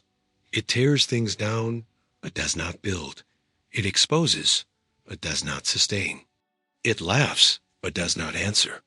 Of course, irony has its value. It can expose false pretensions, puncture pompous language, and reveal real contradictions. The problem is not irony itself, but turning it into an absolute posture. When mockery becomes an automatic reflex, we are no longer dealing with a critical spirit, but with a kind of moral numbness. Nothing touches us deeply enough to demand a response. Nothing deserves loyalty. Nothing is worth taking seriously enough to justify risk, commitment, or sacrifice.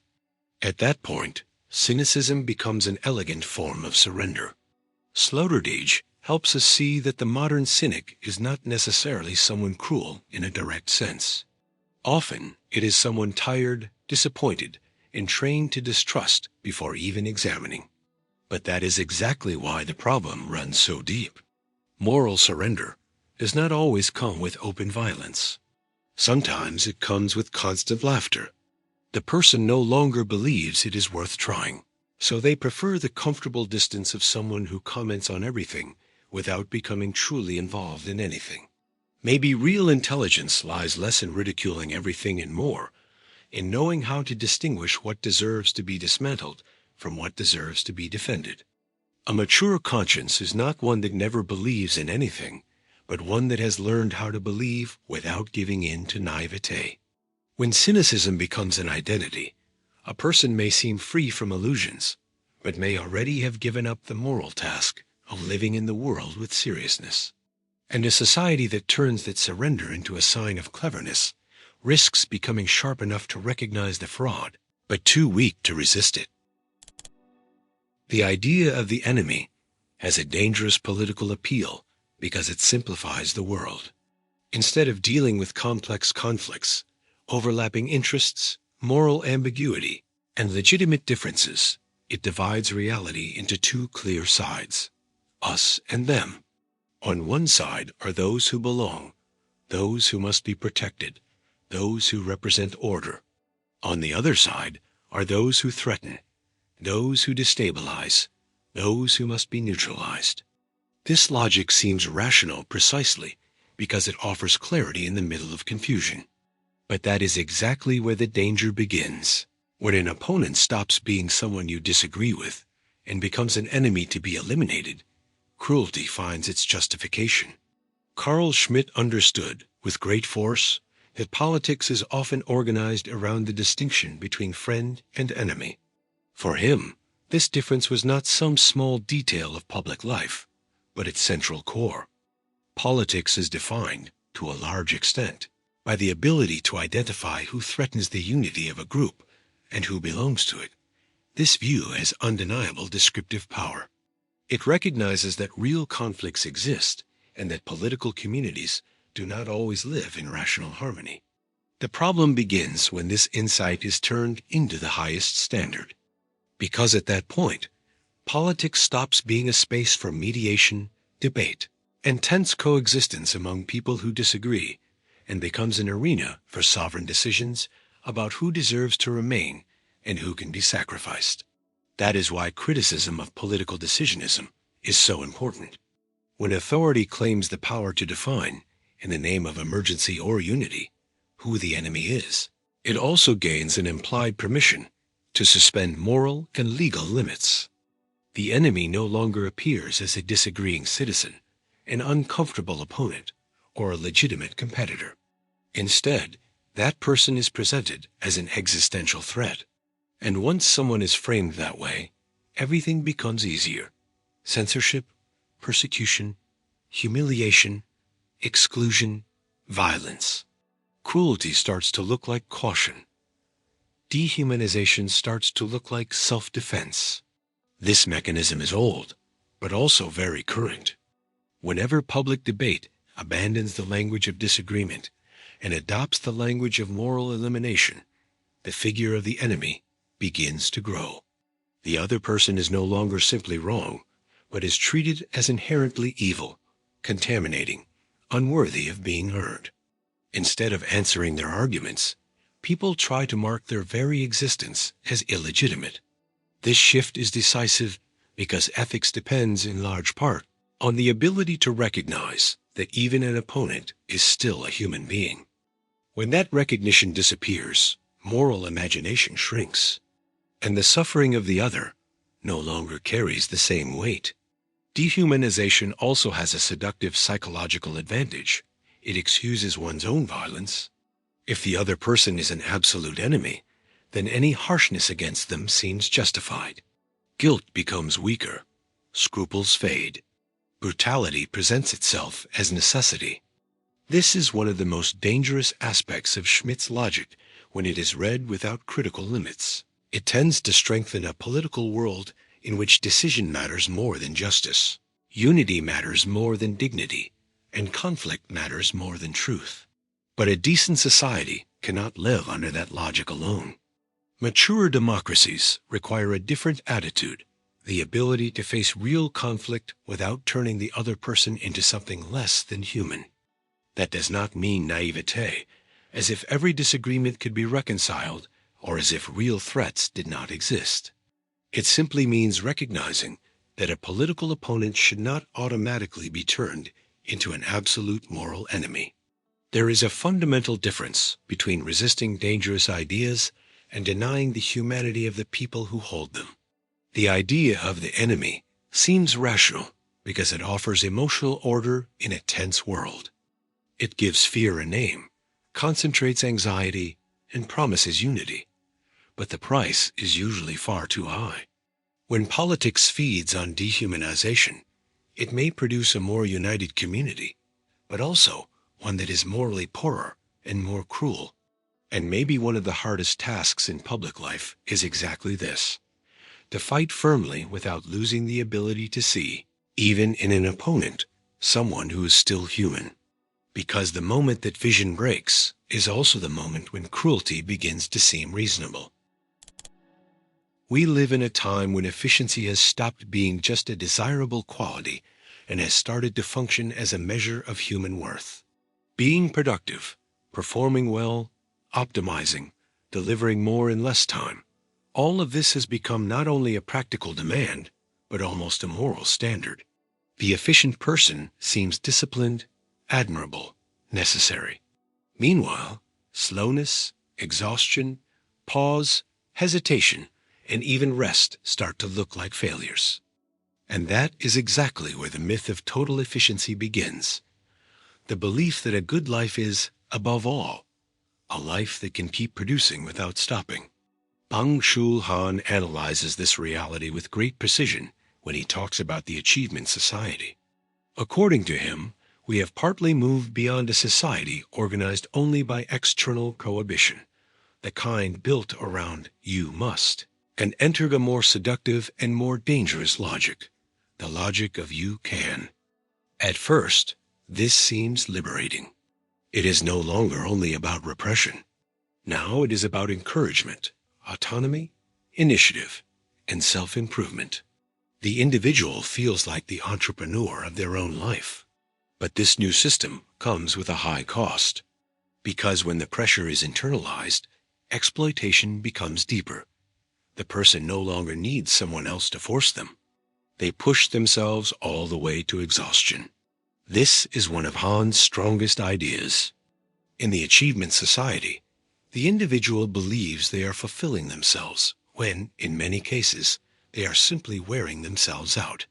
They work more, respond faster, expose themselves more, and measure their value through goals, results, numbers, and visibility. It is no longer enough just to exist. You have to perform. It is no longer enough just to live. You have to constantly prove that you are producing something. A person stops being seen as someone who has dignity in themselves and starts seeing themselves as an endless project of optimization. The problem is not in valuing effort, responsibility, or competence. That would be too simplistic. The problem begins when productivity takes over the center of identity. At that point, anything that does not create visible results starts to seem suspicious. Silence looks like wasted time.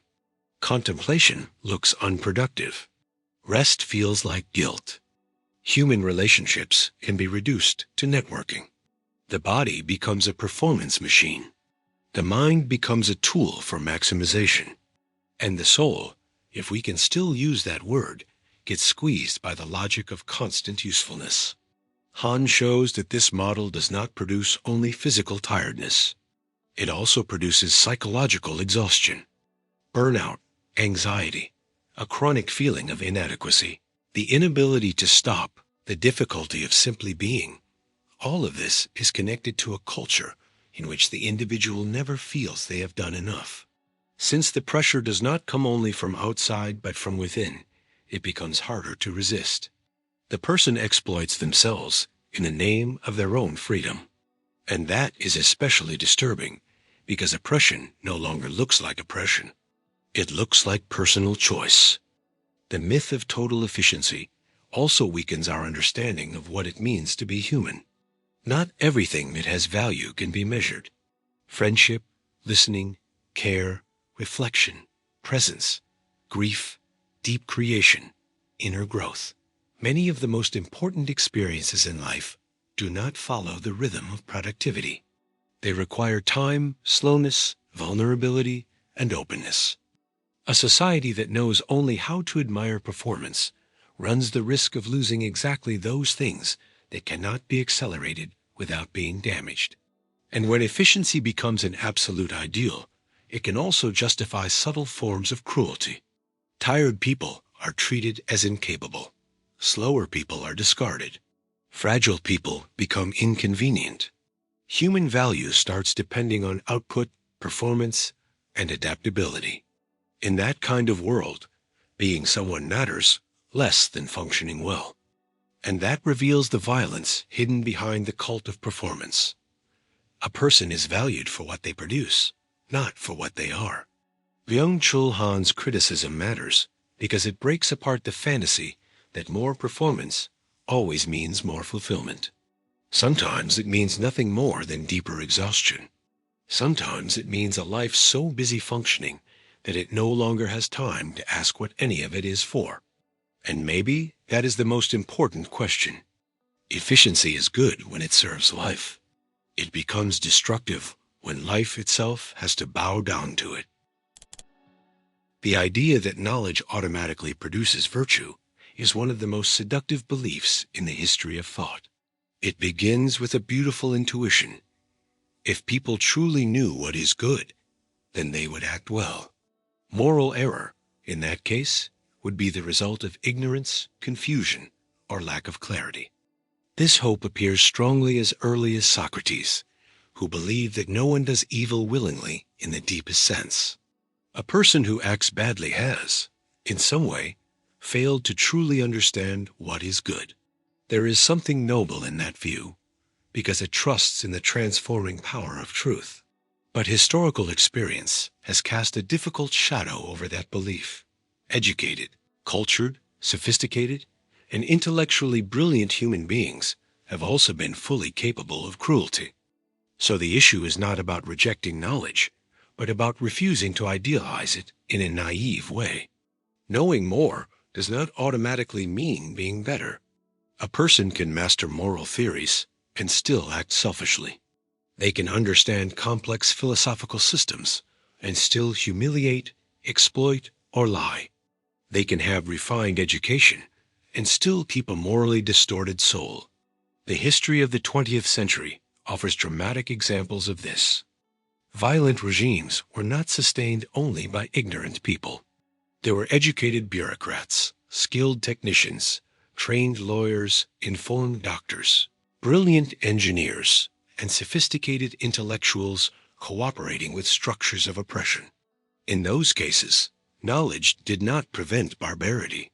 At times, it even helped organize it more effectively.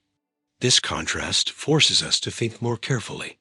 Socrates saw the rational examination of life as an essential path to virtue. And he is still right in one crucial sense. Ignorance is dangerous. Prejudice, unexamined impulses, fanaticism, and superstition can produce great harm precisely because they are never questioned. Knowledge is essential for breaking illusions, expanding awareness, and refining judgment. But it is not enough, because between knowing the good and wanting the good, there is a real distance. And between understanding a truth and making it part of one's character, there is inner work that simple information cannot accomplish on its own. That is the central point. Virtue depends not only on intelligence, but on moral formation. It requires habits, sensitivity, self-criticism, self-control, courage, and a real willingness to act according to what one recognizes as just. A person may know exactly what they should do and still choose what is easier, more convenient, or more cowardly. The conflict between knowledge and action is part of the human condition. Very often, evil is born not from lack of knowledge, but from weakness in the face of what one already knows. On top of that, knowledge can be used as a tool. Instead of serving truth and goodness, it can be placed in the service of self-interest, vanity, and power. A brilliant mind is perfectly capable of building sophisticated justifications for unworthy actions. Sometimes, the greater the intelligence, the greater the ability to rationalize wrongdoing. A person does not ignore the problem. They learn how to argue in its favor, cover it up, and make it look acceptable. That is why intelligence without character can be so dangerous. It does not just fail to prevent evil. It can give evil a respectable appearance. Historical experience, then, breaks apart any excessive trust in pure enlightenment. Education is essential, but educating is not just about passing on information. A society that trains people to be highly capable but morally shallow runs a serious risk. It produces individuals who are able to operate complex systems, but not always willing to ask whether those systems deserve to exist in the way they do. It produces competence without wisdom, information without conscience, technique without responsibility. Maybe the great philosophical lesson here is this: knowledge is an important condition for virtue, but not a guarantee of it. It lights the path, but it does not force anyone to walk it. It can open the eyes, but it does not replace the conversion of the heart, the exercise of character, and the courage of just action. Socrates remains valuable because he teaches us that an unexamined life is a poor one. But history also teaches us that a highly educated life with very little inner transformation can be morally disastrous. Few ideas are as dangerous as this one: the idea that truth can be manipulated in the name of a greater cause. At first, it can even seem reasonable. If the goal is noble, urgent, or grand, why not twist a few facts, leave out certain details, or build a convenient story in order to protect the common good? The problem is that once lying begins to present itself as a legitimate tool of virtue, the line between care and domination starts to disappear. And that is exactly the ground where the debate over Plato's so-called noble lie becomes so unsettling. In the Republic, Plato imagines the possibility of a political myth capable of sustaining the unity of the city. The basic idea is that certain stories could be useful for organizing common life, convincing each group of its role, and strengthening social unity. Read critically. This reveals a deep philosophical tension. Can a community be morally founded on a deliberate fiction? Can political order benefit from falsehood without becoming corrupted from within?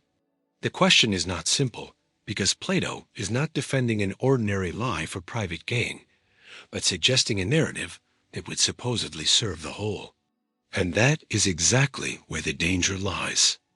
Because every manipulation of truth in the name of some higher cause tends to come with a sense of moral superiority. The person doing the manipulating does not see themselves as an ordinary liar, but as the guardian of some greater good. In their own mind, they are not acting out of direct selfishness, but out of mission. And that makes the lie even more seductive, because it no longer looks like vice. It starts to look like responsibility. Falsehood gains political dignity. Deception dresses itself as prudence. But once that door is open, who gets to decide which cause is great enough to justify distorting the truth? Who defines the line between legitimate guidance and manipulation? Who guarantees that the so-called common good is not just covering up the interests of power?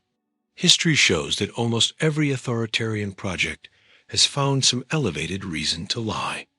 Security, stability, the nation, revolution, order, progress, civilization, protection of the people. In the name of these goals, facts have been erased, memories rewritten, opponents turned into caricatures, crimes hidden, and consciences guided by carefully manufactured narratives. The deepest philosophical problem is that political lying does not affect only the content of information. It corrodes the very space in which truth can be pursued together. When a society gets used to accepting useful falsehoods, it slowly loses trust in public language itself. Debate stops being an encounter between minds trying to understand reality and becomes a battle between effective versions of events. Truth stops mattering for its own sake and starts mattering only when it is useful. And at that point, the greater cause has already won at the cost of the very thing it claimed to defend. The possibility of political life guided by something higher than convenience. A critical reading of Plato has to recognize this ambiguity. On one side, there is the insight that human communities also live through shared stories, symbols, and political myths. No society exists through raw facts alone. There are always collective imaginaries that sustain belonging and meaning. But it does not follow from this that deliberate falsehood is morally innocent.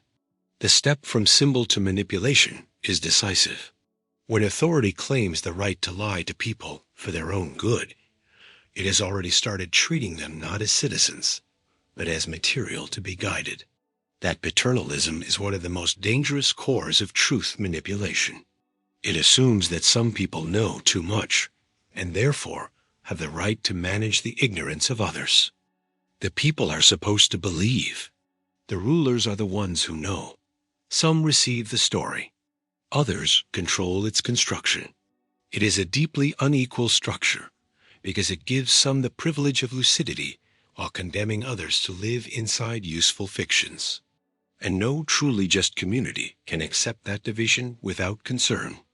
Today, this logic is still alive whenever people excuse lies by saying, the other side is worse, or the cause is right, or without this, we cannot win.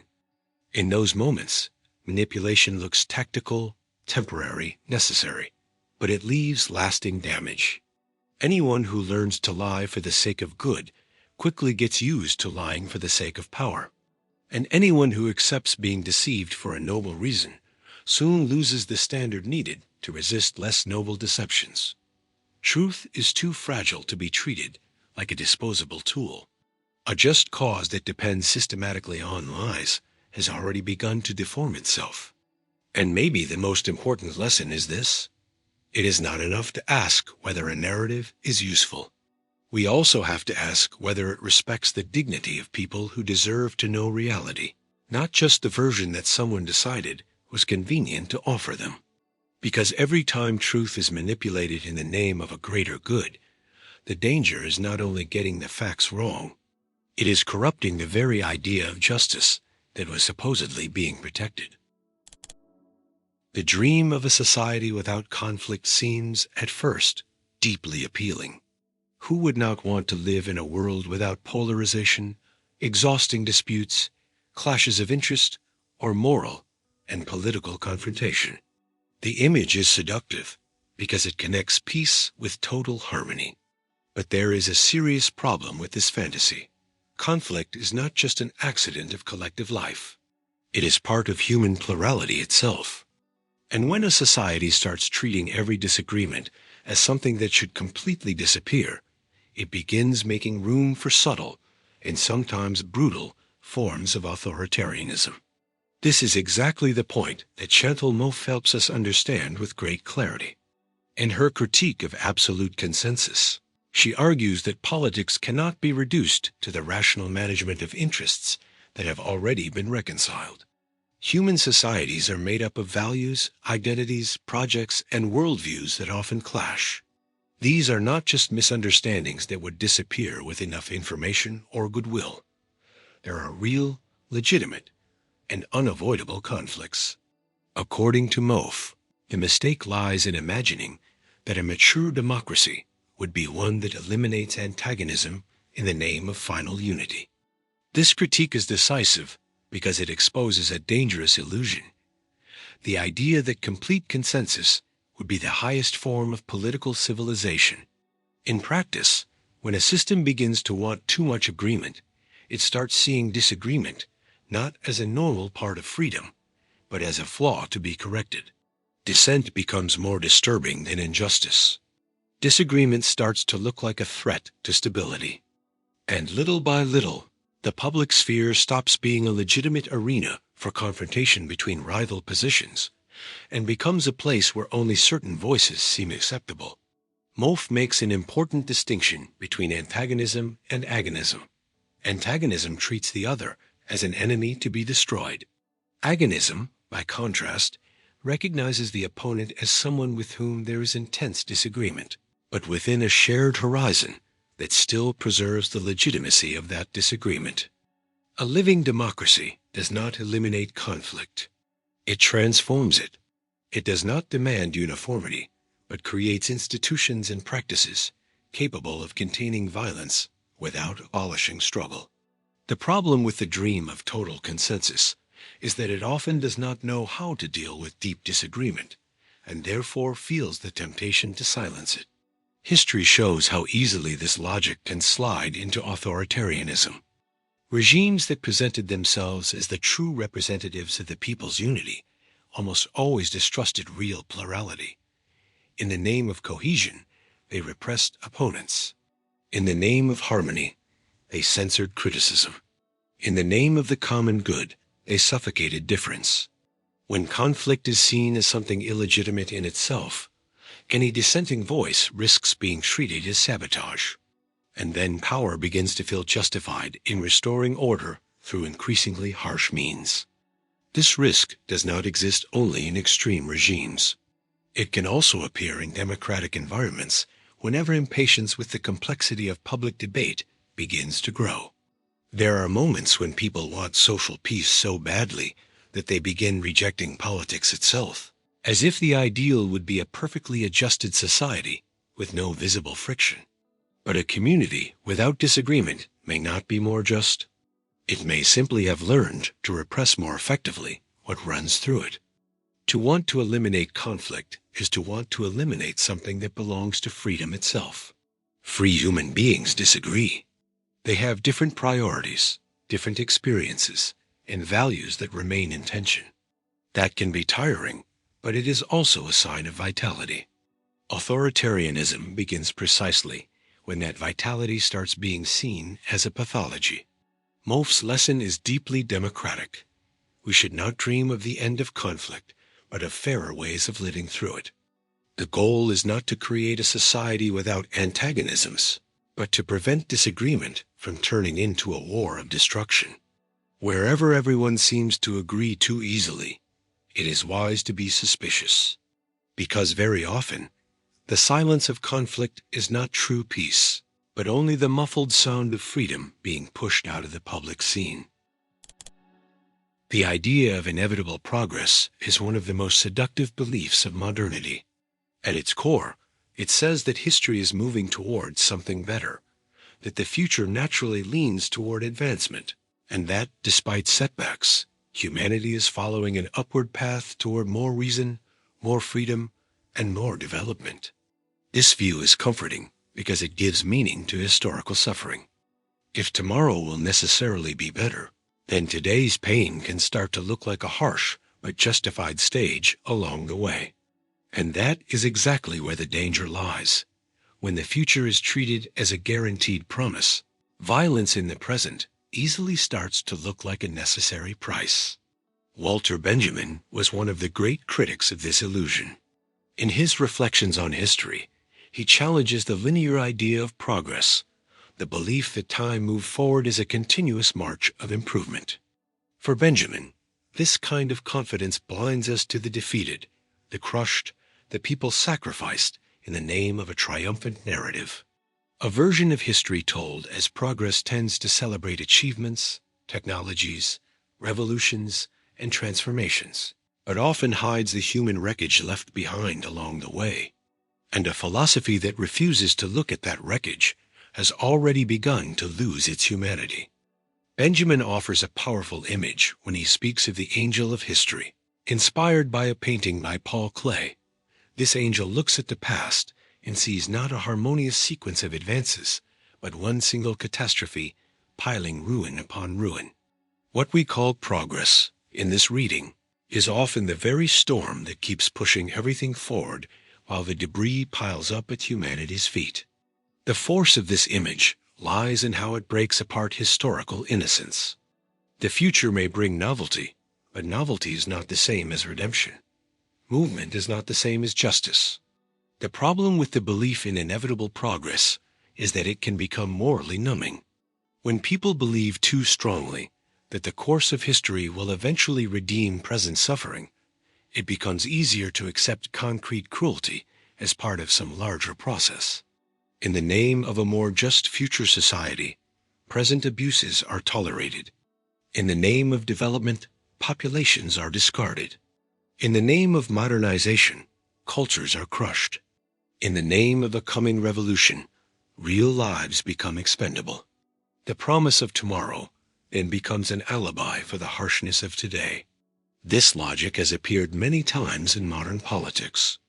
Grand projects from very different ideological directions have justified repression, misery, and exclusion by claiming that all of it would be overcome in some higher historical stage. Immediate suffering was treated as a transition. The people harmed became temporary costs. Violence was wrapped in the language of historical necessity. What Benjamin exposes is exactly the coldness hidden inside the idea that time itself will solve what present justice is allowing to rot. There is something deeply ethical in this criticism. Benjamin forces us to interrupt our fascination with the march of the future and ask who is being run over right now. He rejects the idea that the meaning of history can be found only in what is still to come. For him, the moral task also involves rescuing the memory of the defeated, listening to the silenced past, and refusing to let the story of progress turn suffering into an irrelevant detail. The future cannot automatically redeem what was lived as concrete injustice. This criticism is still very relevant today because we are still surrounded by messages that promise salvation later on. More technology, more growth, more acceleration, more innovation, and everything will supposedly get better afterward. But that afterward often serves to delay present responsibilities. Society learns to tolerate inequality, destruction, and dehumanization with the excuse that we are moving forward. But moving forward toward what, if the cost is making the suffering of many people seem normal? Maybe true historical maturity begins when we stop worshiping the future as a guaranteed destiny and start judging it by the dignity of the present. A society only deserves to speak of progress when it is able to look back without cynicism, look at the present without numbness, and reject any grand promise that demands too much blood along the way. Because every time violence presents itself as a necessary stage of some coming good, what is at risk is not only the present, it is the very idea of humanity itself. Some ideas do not persuade people through logic alone, but through brilliance. They seduce through form, image, and the feeling of greatness they create. They speak of destiny, strength, unity, rebirth, order, and heroism. They do not present themselves as simple domination, but as something elevated and spectacular. And that is exactly why they can be so dangerous. When power becomes aesthetically fascinating, destruction stops looking like destruction and starts dressing itself in beauty, solemnity, and the image of a great historical project. This is where Walter Benjamin's reflection on the aestheticization of politics becomes so important. Benjamin clearly understood that certain regimes and movements do not only seek to govern, they seek to enchant. They turn politics into theater, ritual, and carefully constructed imagery. Organized masses, grand symbols, collective choreography, fiery speeches, monumental architecture, calculated gestures, the aesthetics of strength, all of this creates a deep effect. The individual no longer sees power only as an institutional structure, but begins to feel it as an emotional experience. Politics is no longer a space for critical thinking, but a field of fascination. And when that fascination grows, moral judgment tends to shrink. That is the heart of the problem. Grand ideas can make destruction look beautiful because they shift attention away from what is being done and toward the way it appears. A violent political project, when wrapped in images of order, greatness, and destiny, can look sublime. The exclusion of entire groups can be presented as purification. War can be shown as an epic. The sacrifice of human lives can take on the aura of historical necessity. Brutality stops shocking people because it has been absorbed into a visual and emotional narrative that makes it admirable in the eyes of many. Benjamin saw this as a central feature of fascism, offering the masses an aesthetic experience of participation without giving them real political transformation. Instead of emancipation, spectacle. Instead of justice, exaltation. Instead of concrete dignity, staged belonging. Aestheticized politics does not want people to think critically about power. It wants them to feel absorbed by it. Beauty, then, stops opening space for reflection and starts functioning like a veil. What should cause horror appears wrapped in symbolic brilliance. The danger is that aesthetics has real power over the human imagination. We are not moved only by arguments. We are also affected by images, rhythms, gestures, and forms. An idea can seem truer when it is presented in a grand way. A project can seem more legitimate when it takes on the appearance of historical inevitability or epic beauty. And that is where destruction finds one of its most sophisticated masks. It becomes emotionally exciting. Horror, when staged well, can stop being recognized as horror. This remains extremely relevant today. Whenever power invests more in its heroic image than in its moral responsibility, it is wise to be suspicious. Whenever public language turns harshness into greatness, brutality into courage, exclusion into purification, or obedience into a spectacle of unity, the aestheticization of politics is at work. The problem is not with every symbolic force in public life, because symbols and images will always be part of politics. The problem begins when grand form is used to numb the conscience in the face of real violence. At the deepest level, Benjamin teaches us to be suspicious of beauty when it becomes an accomplice to destructive power. Not everything that looks grand is worthy. Not everything that moves us emotionally elevates us. Not everything that mobilizes a crowd serves human life. There are moments when beauty does not illuminate truth, but hides it. Maybe the most important question when facing grand ideas is this: what exactly is being made beautiful here? Who is paying the price for this greatness? What suffering is being hidden behind this magnificent form? Because a truly human politics does not need to make destruction look beautiful in order to sustain itself. When it does, that is a sign that it has already begun to corrupt not only justice, but also human sensitivity. And few things are as dangerous as a power that learns to appear sublime at the very moment it becomes cruel.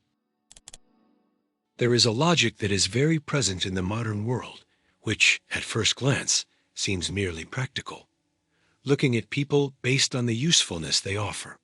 A person's value starts to be measured by performance, productivity, functionality, influence, ability to generate profit, prestige, or advantage. In this logic, the other person no longer appears as a full human being, but as a resource. Someone useful, usable, mobilizable.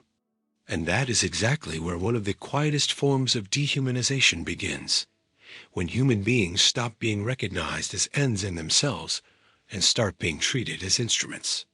The strongest philosophical criticism of this logic appears in Kant.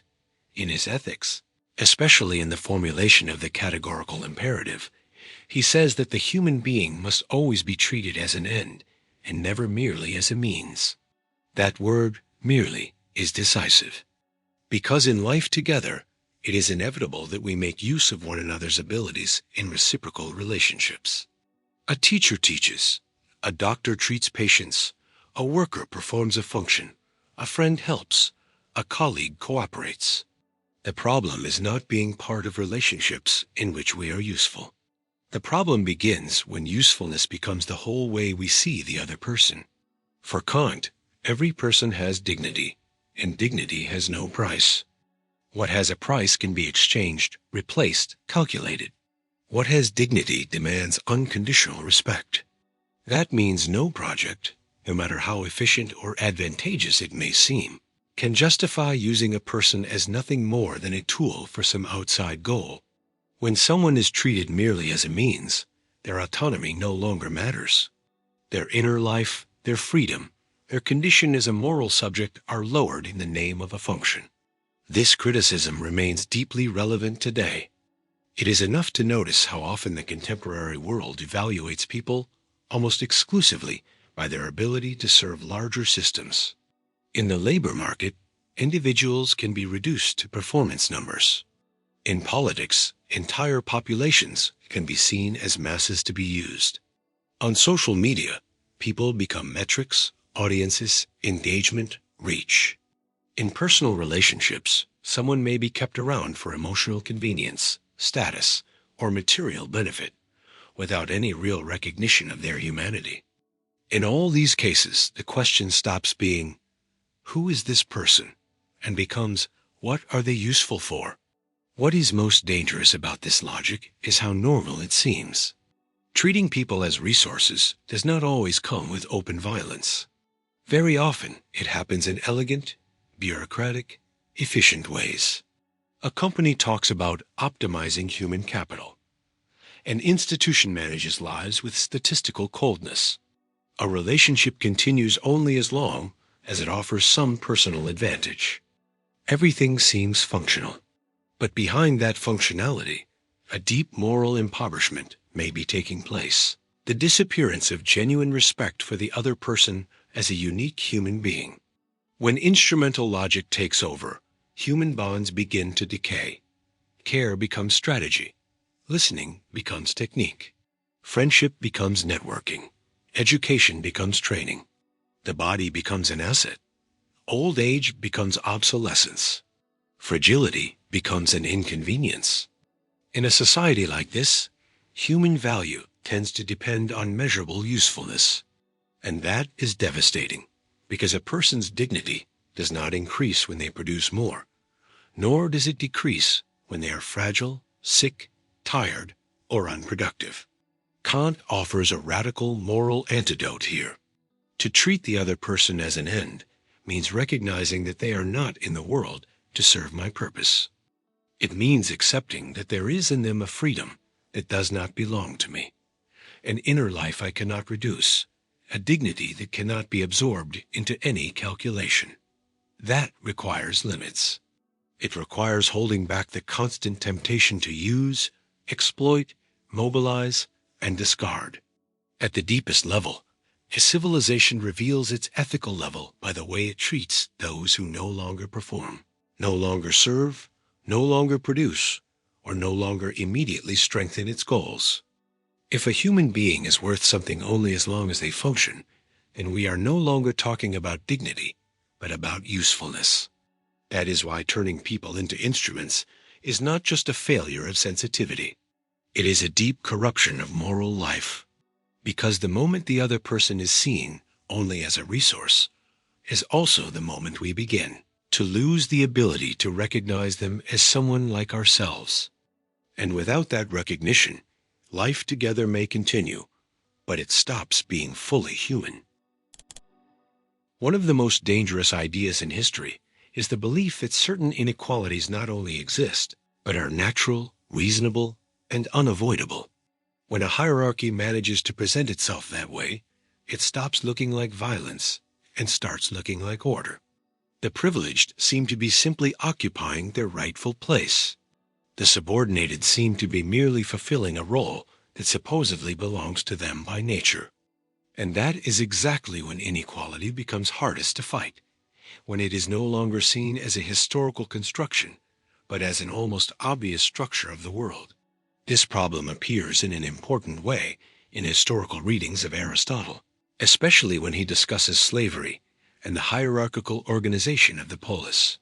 Aristotle is one of the greatest philosophers in the Western tradition, and his work contains powerful insights about ethics, politics, virtue, and life in common.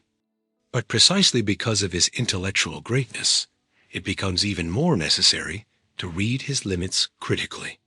In some passages, he accepts the idea that certain human beings are slaves by nature, meaning people whose condition is supposedly oriented toward being ruled by others. That statement reveals something deeply troubling. Even a sophisticated philosophy can rationalize inequality when it takes the existing order as a reflection of nature. The power of this rationalization lies in its ability to calm the conscience. If a hierarchy is natural, then questioning it starts to seem pointless or even disruptive. If some people were born to rule and others to obey, an injustice disappears behind the language of function. What is really the result of historical domination starts to look like a simple recognition of difference. And so inequality gains an elegant philosophical disguise. It no longer needs direct brutality all the time, because it has found a justification that makes it intelligible and acceptable. This mechanism has lasted for centuries. Slavery, the subordination of women, contempt for colonized peoples, social elitism, and many other forms of exclusion have often been defended with arguments appealing to nature, order, or the supposed incapacity of the dominated groups. The logic is always similar. First, a concrete inequality is produced. Then, a theory is created to say that it simply expresses the way things are. Power is turned into a description of reality. Domination becomes philosophy. The problem is not in recognizing that human beings have real differences in talent, strength, condition, inclination, or circumstance. That is obvious. The problem begins when those differences are turned into a justification for moral or political inequality. It is one thing to admit that no two people are identical. It is something very different to conclude that some deserve less dignity, less freedom, or less participation because of that. Contemporary criticism of this kind of rationalization insists on exactly this point. Difference is not destiny, and it is certainly not a license for fixed hierarchy. So reading Aristotle critically does not mean throwing him away, but doing with him what philosophy asks us to do with its great thinkers, learning from their mistakes as well. His case shows that intelligence does not protect anyone from the prejudices of their time. A thinker can be brilliant and still normalize violent structures around them. That is a valuable lesson, because it forces us to ask which inequalities of our own time are still being presented as inevitable, when they may actually be convenient only for those who are already on top.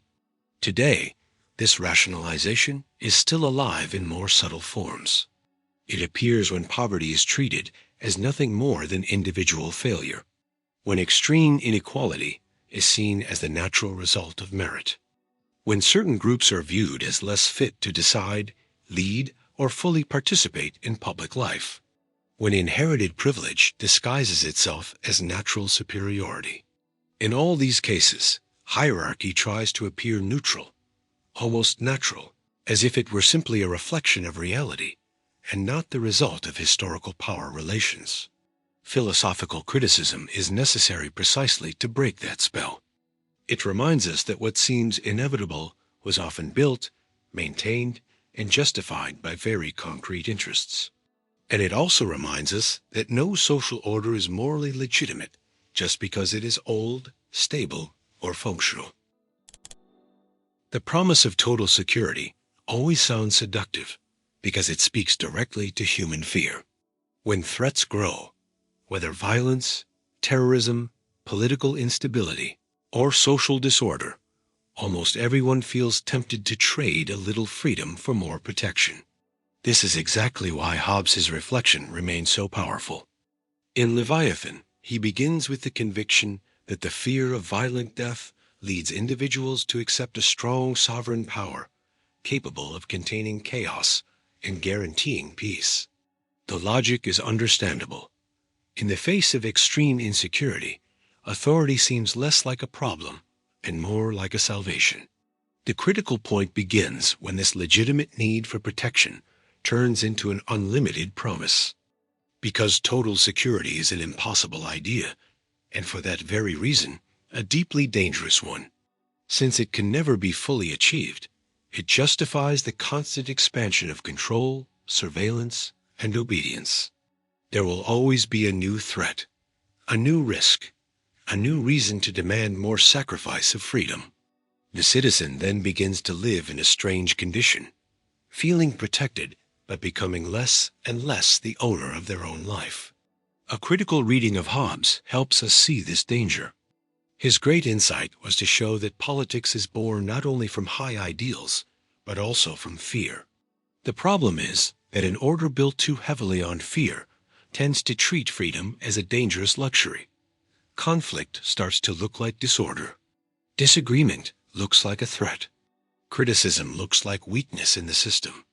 And so protection stops being a means for shared life and starts becoming an absolute principle. When that happens, power does not only guarantee security, it begins redefining the limits of what can be said, thought, circulated, and challenged. This is exactly where Orwell becomes the decisive counterpoint. In 1984, security does not appear only as a defense against external enemies, but as a justification for total surveillance, manipulation of truth, and destruction of privacy. The regime controls because it claims to protect. It watches because it says it is preserving. It represses because it claims to maintain order. Orwell reveals something central. A state or system that promises too much security will usually want to know too much, see too much, and decide too much about the lives of individuals. Freedom does not disappear all at once. It gets compressed little by little in the name of a peace that is always said to be under threat. This criticism remains extremely relevant. In 2025, the UN Human Rights Council once again expressed concern about arbitrary and unlawful surveillance, including in digital environments. Recent reports also highlighted that the expansion of surveillance technologies can affect privacy, expression, and autonomy, especially when democratic oversight is weak. Investigations by Amnesty International pointed to the use of invasive monitoring systems and spyware against journalists and vulnerable groups, while organizations like the EFF criticized the expansion of state surveillance powers in the name of security. The deepest philosophical problem is this: the more a society gets used to being protected from everything, the less it tolerates the risk that is part of freedom itself. But real freedom involves uncertainty. It involves spaces of privacy, opacity, dissent, and movement that are not completely controlled. A totally secure life would also be a totally managed life. And a totally managed life is no longer fully free. That does not mean romanticizing chaos or denying the need for strong institutions. That would be naive. The more mature political challenge is something else: building protection without turning citizens into objects of permanent supervision, guaranteeing security without treating all autonomy as suspicious, defending order without demanding excessive submission. The promise of total security is dangerous because it offers impossible comfort and demands a very real price. It convinces us that losing small pieces of freedom is always the prudent choice, until we realize too late that prudence has turned into a habit of obedience. Hobbes teaches us why fear asks for power. Orwell reminds us what happens when that power no longer knows limits. And maybe the most important lesson is this: a free society is not the one that eliminates all risk, but the one that refuses to fight fear by destroying the very thing that made protection worth having in the first place: freedom. The idea that history absolves everything is one of the most dangerous ideas ever produced by political thought. It suggests that morally questionable actions, or even clearly violent ones, can be forgiven if they are serving some greater historical process. Present suffering is then relativized in the name of a grand future. The dead, the persecuted, the humiliated, and the crushed along the way start to be seen as a harsh but necessary cost. And that is exactly where a philosophy of history can stop shedding light on the human being and start justifying human destruction. This temptation appears in dogmatic readings of Hegel and Marx, although neither of them should be reduced to that in any crude way. In Hegel, history is often read as the rational development of freedom, as if the conflicts and ruptures of time were moments within a higher process in which reason ultimately fulfills itself. There is enormous philosophical richness in that view, because it tries to find meaning in historical experience and think of reality not as pure chaos, but as intelligible movement. The problem begins when that intelligibility hardens into dogma. From that point on, whatever happens starts to seem, in hindsight, necessary. And what is necessary easily begins to look legitimate. Something similar happens with Marx in certain later readings. His critique of capitalism, his attention to the material structures of history, and his analysis of class conflict deeply transformed modern thought. But when his work is turned into a rigid teleology, as if history were moving inevitably toward final redemption, an enormous moral danger appears. If the future is already guaranteed by historical logic, then violence carried out in the name of that future can start to look like nothing more than a temporary stage. What should be judged ethically gets turned into historical necessity. And anyone who resists that march is seen not only as an opponent, but as an obstacle to the meaning of time itself. That is the heart of the problem. History stops being a field of human responsibility and starts functioning like a court of preemptive absolution. What matters is no longer so much what was done, but the cause in whose name it was done. What matters is no longer so much the concrete cruelty, but the place it occupies in the narrative of progress, revolution, or the realization of freedom. From that moment on, moral conscience begins to weaken. The question, "Is this just?" is replaced by the question, "Does this serve the course of history?" And that shift is devastating. The experience of the 20th century showed the danger of this reasoning with brutal clarity. Political projects from very different ideological directions used the language of historical necessity to justify repression, censorship, persecution, and death. In the name of a future reconciled humanity, very real forms of dehumanization were accepted in the present. Tomorrow became an alibi for today. And those who suffered in the present were often treated as residue, backwardness, or an unavoidable cost of great transformation. The philosophical problem is that no historical narrative, no matter how sophisticated, should have the power to erase the singularity of human pain. A dead child, a destroyed life, a crushed freedom do not become morally lighter just because they can be placed inside some grand scheme of historical development. Suffering is not automatically redeemed by being on the right side of some supposed march of the world. Every time a theory of history starts sounding more important than the real people harmed by it, that is already a sign of dehumanization. To read Hegel and Marx critically means preserving what is alive in their work without falling into this worship of the historical process. From Hegel, we can learn that history contains meaningful conflicts and that freedom develops in a dramatic, not linear, way. From Marx, we can learn that economic structures and power relations deeply shape human life, and that social injustice must not be treated as natural. But none of that requires us to accept that time absolves crimes, or that the future automatically redeems violence. History is not a god. It does not think, judge, or forgive. People, institutions, regimes, and movements act, and they are the ones who must answer morally for what they do. The idea that history absolves is dangerous because it promises an innocence that no one should have. It turns responsibility into destiny and ethical judgment into a secondary detail. Maybe philosophical maturity begins exactly when we refuse that grand excuse. No historical cause is high enough to make the dignity of concrete lives sacrificed in its name irrelevant. Because the moment the future begins to absolve everything, the present has already begun to lose its soul. Belonging is a deep human need.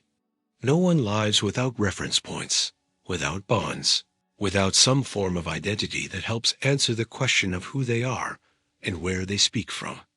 The problem begins when this legitimate need turns into a cult of pure identity.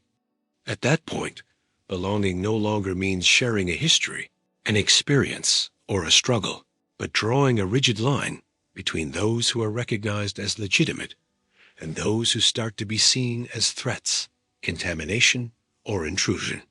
And that is when identity, instead of protecting dignity, begins to serve exclusion. Simone de Beauvoir helps us understand this mechanism by showing how identity is often built through the creation of the other as an inferior form of alterity. In The Second Sex, she analyzes how women were historically defined not as full subjects, but as the other in relation to man, who is treated as the standard. This insight is decisive because it reveals that dominant groups often present themselves as neutral, universal, fully human, while pushing others into the position of marked difference. The problem is not that identities exist, but the way one identity tries to establish itself as the legitimate center while pushing others to the margins. Frantz Fanon deepens this critique by thinking through the colonial and racial experience. In his work, especially Black Skin, White Masks, and The Wretched of the Earth, he shows how the colonial world organizes identity through violence, dehumanization, and hierarchy. The colonized person is forced to exist under the gaze of the other, trapped inside imposed images, reduced to category, color, and stigma. Fanon helps us see that identity is not only a private or cultural issue, it is also a field of power. Whoever gets to define who is pure, legitimate, civilized, or truly belonging is, in practice, deciding how humanity itself is distributed. That is exactly why the cult of pure identity becomes so dangerous. It promises protection and cohesion, but it often demands closure. To preserve purity, boundaries have to be policed. Someone has to decide who is real and who is not, who speaks legitimately, and who threatens the essence of the group. Little by little, identity stops being a space of recognition and becomes a tool of moral surveillance. Belonging starts to depend on conformity. Internal difference becomes disturbing. Mixture looks like betrayal. And the outsider is no longer simply different, but suspicious. This mechanism appears in many different contexts. It can show up in nationalisms that turn the nation into a standard for exclusion, in ethnic or cultural discourses that treat mixture and plurality as loss, in forms of activism that, instead of fighting oppression, begin reproducing rigid logics of purity and expulsion, in public debates where group identity becomes so central that the other can no longer be seen as someone to talk to, but only as a symbolic invader. In all these cases, otherness stops being an ethical challenge and becomes something to be neutralized. Beauvoir and Fanon, each in their own way, point in another direction. Both show that human identity does not mature in isolation, but in confrontation with alterity. The other is not an accident to be eliminated. The other is part of a very condition of ethical and political life. Recognizing that does not mean erasing differences or imposing some empty, false universalism. It means refusing the fantasy of purity, the idea that a group can exist fully only by remaining closed, untouched, and protected from every form of contamination. The problem with pure identity is that it almost always needs to invent impurities in order to survive. It needs to label certain bodies, voices, presences, and experiences as excess, deviation, or threat. And once that happens, exclusion begins to look like a moral necessity. The group is no longer excluding others out of openly admitted cruelty, but in the name of preserving itself. That is how violence finds emotional justification. Exclusion begins to feel like care for one's own identity. A democratic and humane identity is not one that imagines itself as pure, but one that can remain open without falling apart. One that recognizes its own history without turning belonging into a weapon. One that fights for dignity without needing to deny the humanity of others. Beauvoir and Fanon help us see that every identity that has to expel too much in order to keep existing, has already started to deform itself. Because the opposite of oppression is not an inverted purity. The opposite of oppression is a form of living together in which no one has to be erased for someone else to exist with dignity. Intelligence is easy to admire. A well-built speech, quick reasoning, an elegant argument, a sharp response at the right moment, all of this usually earns immediate respect. Someone who knows how to defend an idea with confidence and brilliance often seems to be on the side of reason. But there is an old danger, still very much alive today, in this automatic link between eloquence and truth. Good arguments can serve terrible causes. And when intelligence becomes separated from wisdom, it stops helping us understand the world and starts giving people more and more sophisticated tools to confuse it. This is exactly the heart of the conflict between Socrates and the Sophists. The Sophists mastered the art of persuasion. They taught people how to speak well, win debates, and make a position sound convincing to an audience. In many ways, they were masters of language and argumentative effectiveness. For Socrates, the problem was not verbal skill itself, but the use of that skill without any real commitment to truth.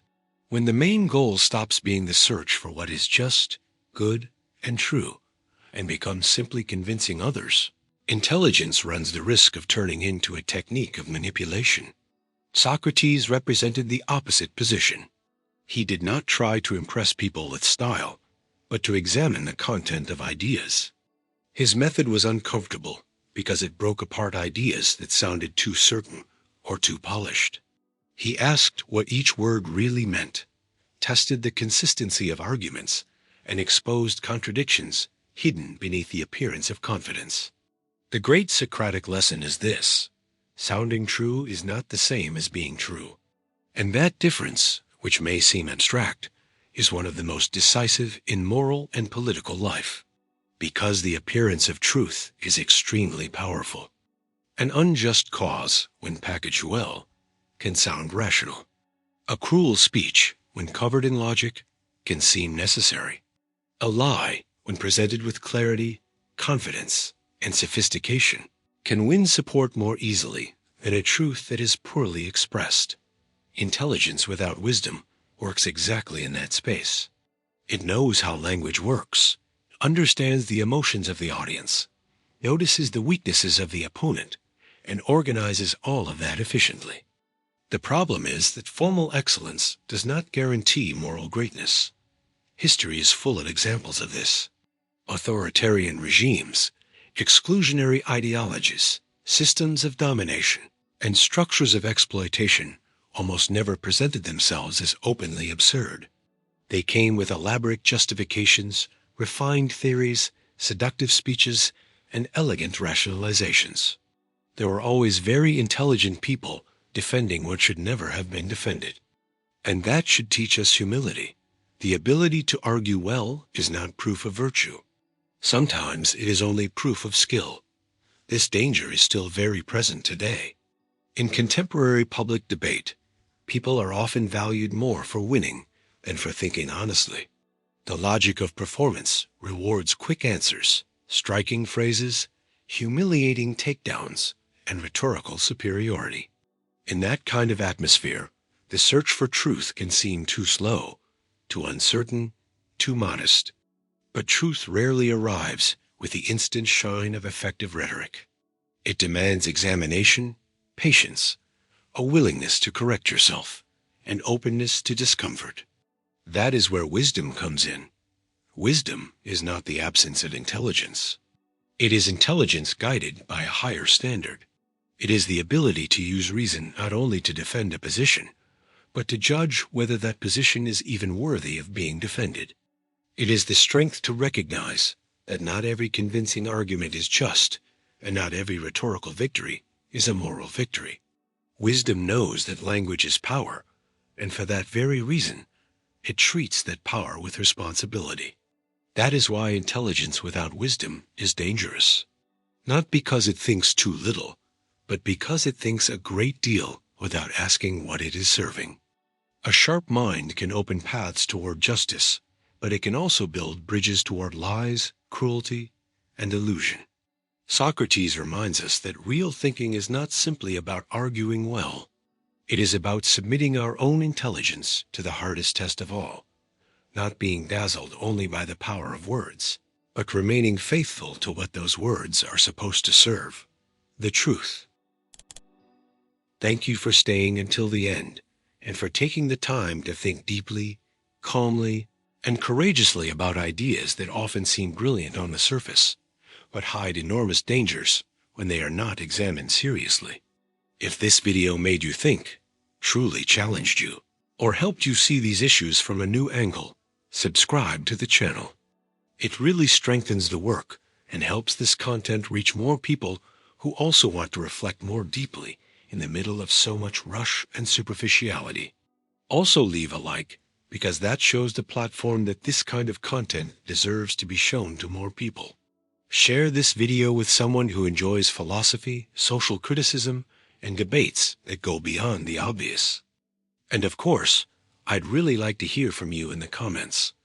Which of these ideas seems the most dangerous today? And which one do you think has the biggest influence on the world we are living in? Stay on the channel and keep watching the next videos. There are still many difficult questions, many essential thinkers, and many reflections that can broaden the way we see the human being, society, and our time. Thank you for being here, and I'll see you in the next video.